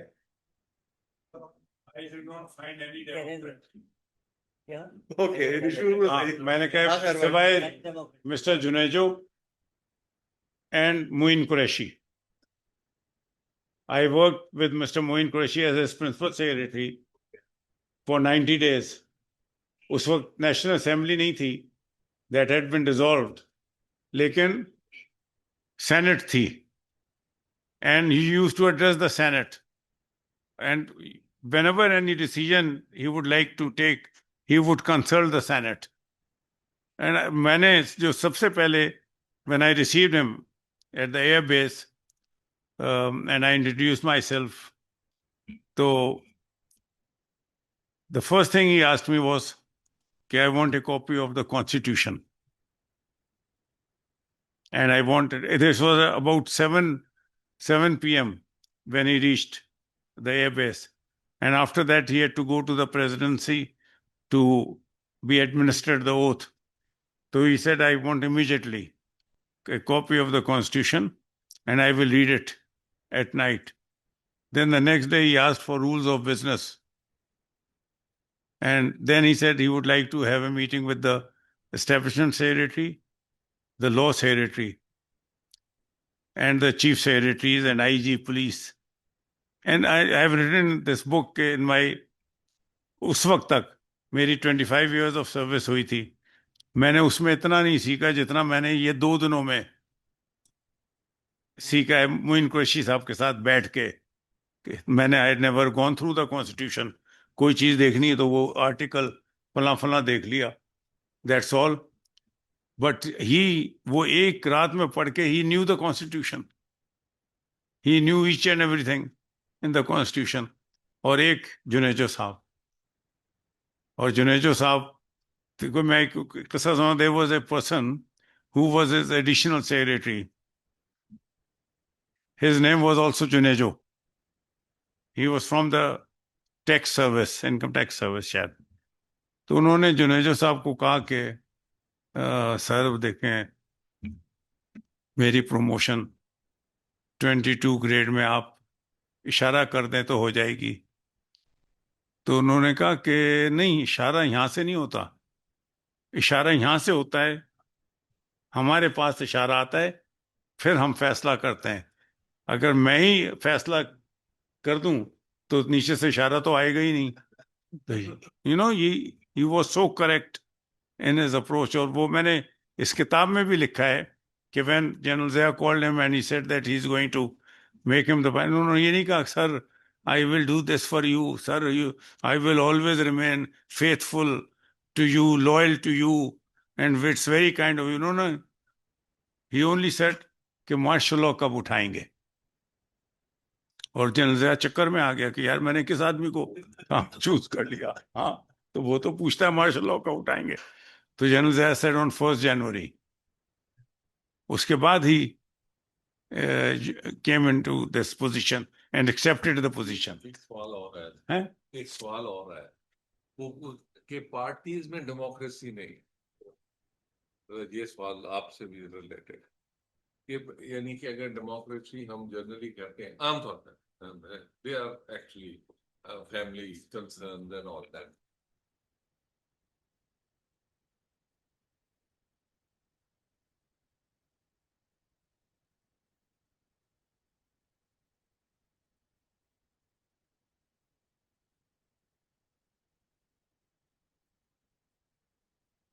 आई think I should comment on this. ये बात ये ऑब्जेक्शन बड़ा वैलिड है हमेशा, और मैं समझता हूँ कि पार्टियों के अंदर भी जो रेस्पॉन्सिबल लोग हैं ये बात करते रहते हैं।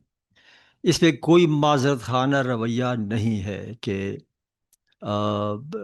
पार्टियों के अंदर लैक ऑफ डेमोक्रेसी है, and also structured decision making का फुकदान है। By structured decision making I mean to say कि हर सियासी जमात का एक सेंट्रल एग्जेक्टिव होता है या काउंसिल होता है या कुछ होता है। How the decisions are to be taken, this is something which the political parties must address. And I think that some parties have addressed, not fully but partially. जहाँ तक मोरूसी सियासत का ताल्लुक है, I can speak about the Pakistan People's Party. Benazir Bhutto got the prime ministership and the leadership because of her father. But then I think that वो अपने वालिद से आगे बढ़ गई। आई थिंक कि उसको फिर अपने तौर पे उसने जो अपनी लीडरशिप दिखाई है वो, in my view, in some ways she even superseded her father. Bilawal Bhutto को इसी तरह मोरूसी मिली है, but I hope and I think that he has a spark to prove. ये जो मोरूसी वाला है ये खत्म होना चाहिए या स्ट्रक्चर्ड होना चाहिए, होना चाहिए। But I think to some extent in the subcontinent and even in America, हमने बुश को देखा और दूसरों को देखा, although it's no comparison, but Sri Lanka, India, Pakistan में ये चीज़ है। And I think that this needs to be addressed. अगर बिल्कुल मोरूसियत ख़त्म नहीं हो सकती बावजूद, तो I think that we can have structured decision like this, कि अगर तो एक सेंट्रल एग्जीक्यूटिव में 100 मेंबर्स हैं, तो हमारी तजवीज़ तो यही है कि अगर तो 60 मेंबर्स एक फैसला करें तो the head of the party still should have the right to overrule. अगर 80% लोग, 75% लोग एक फैसला करें और फिर भी head of the party over rule करना चाहे, तो he can over rule, he should over rule, but he should give the reasons in writing. If the reasons cannot be made public, the reasons should be shared in writing with that select group of the decision makers. And if 95% of the central executive decides something, then even the head of the party should have no powers to reverse the decision. ये एक बड़ी संजीदा वो है। और इसी तरह central executive का इंतखाब कैसे हो, ये भी, इस पर भी बहस हो सकती है। तो ये जो सवाल किया गया है बड़ा वैलिड सवाल है, लेकिन इसका ये मतलब नहीं है, इसका ये मतलब नहीं है कि अगर जब तक ये इश्यूज रिजॉल्व नहीं होते and there is no improvement, इसका मतलब ये नहीं है कि गैर जमहूरी कुव्वतें आकर वो बैठ जाएं, वो कहें कि जमहूरियत का फैसला हम करेंगे। This is a question, not that they should come because of the weaknesses of the political parties. Let us all work together to overcome the weaknesses rather than create a justification for the non-democratic forces to sabotage the process. 90% का एक आपको किस्सा सुनाता हूँ। Referendum जब हुआ general Zia का, I was commissioner Lahore, तो डीसी शेखुपुरे का फोन आया मुझे, सर मुबारक हो। मैंने कहा किस चीज की? सर 90% वोट पड़ गए। और मैंने कहा यार खुदा का खौफ कर, one prime minister lost his life just for getting 90% votes. दुनिया की किसी मुल्क में, मोस्ट एडवांस्ड मुल्कों में भी 90% वोट नहीं पड़ता, तो तुम नहीं, तो कहता है कम कर दूं, कम कर दूं। मैंने कहा हाँ कम करो और बहुत कम करो। तो उसके बाद उसका फोन आता है कोई आधे घंटे के बाद कि सर वो जैसा आपने कहा था मैंने कर दिया 80%। और मैंने कहा यार 80% भी बहुत है भाई, और कम करो। फिर फोन करता है कि सर मैंने 70% कर दिया है, इससे ज्यादा कम नहीं कर सकता, मैंने अल्लाह को भी जवाब देना है। हाँ, कहता है, मैंने अल्लाह को भी जवाब देना है। जी डॉक्टर साहब, एहसान आप सवाल पूछना चाह रहे थे? उन्होंने तो आयत पढ़ के समझ ही दे जी सर। मैहदी साहब तो जवाब देने में बड़े माशाल्लाह इंटेलिजेंट है, ज़हीन है, और हर बात का जवाब फिर भी इनके मुंह पे तैयार होता है। एक दिन मियाँ साहब कहते हैं, मैहदी साहब ये बेनजीर कहाँ होंगे? तो वो नए नए प्राइम मिनिस्टर बने थे, सिंध उसमें ठहरे थे। कहते सर ये तो आपको पता होना चाहिए, आप लीडर ऑफ द हाउस हैं, leader of the house should know where the leader of the opposition is. फिर कुछ दिनों के बाद कहते मैहदी साहब मैं शियों को बड़ा पसंद करता हूँ, मैंने बच्चों के नाम भी अहले तशी के पसंद वाले रखे हुए हैं, तो फिर भी मुझे वोट नहीं डालते। तो कहना सर ये तो आपने गलती की, आपने जिसका नाम हसन रखा उसका हुसैन रख दिया आपने।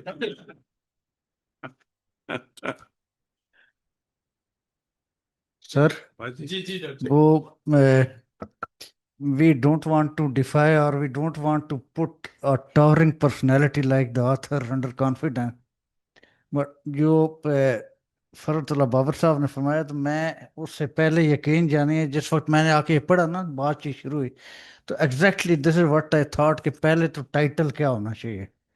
No, this this is something जो ऑफन जितने भी ऑथर बैठे होंगे, सारे लोग, so many respected people, they would think of, and exactly came to this conclusion कि why in the shadows of history, why not in the limelight of history? And then I thought an alternative one, why not under the sunlight of history? तो shadows की अपने भी एक वो है, shadows have a shadowy aspect also, but this is a wonderful book. बहुत बहुत मुबारक हो sir, thank you very much. Thank you. जी लास्ट क्वेश्चन जी। आप माइक ले लें बेटा, इधर आगे आ जाइए।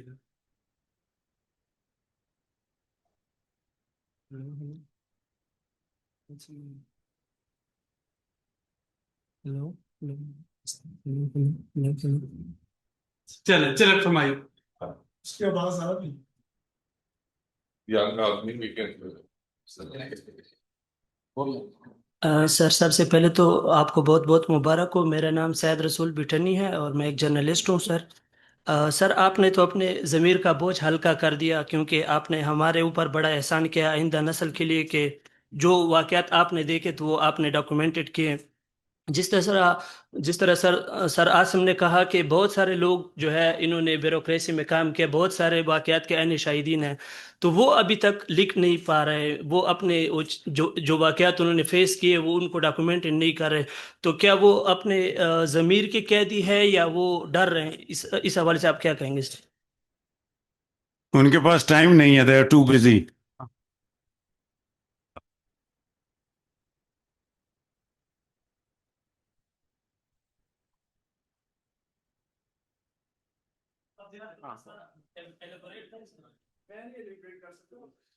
नहीं, मेरा ख्याल है सर शुरू में आपने ये जवाब दे दिया था कि when to say is, you know, to know when to say, that is wisdom. तो वो wisdom, this was the time, और मे बी वो लोग भी एक अप्रोप्रिएट टाइम का इंतजार कर रहे होंगे। I just wanted to say one thing. Babar साहब ने मेहदी साहब को अप्रिशिएट किया कि ये बुक उन्होंने अपनी वाइफ और फैमिली को, सो इन लाइटर वे, बहुत सीरियस बात हो गई है। मैंने कहीं पढ़ा था किसी ने डेडिकेट की book, he said this book is dedicated to my wife, without whom the book would have come 2 years earlier.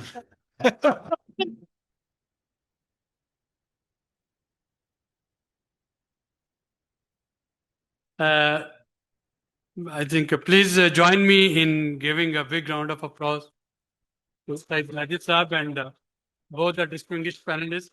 आप सबकी तशरीफ आवरी का बहुत शुक्रिया।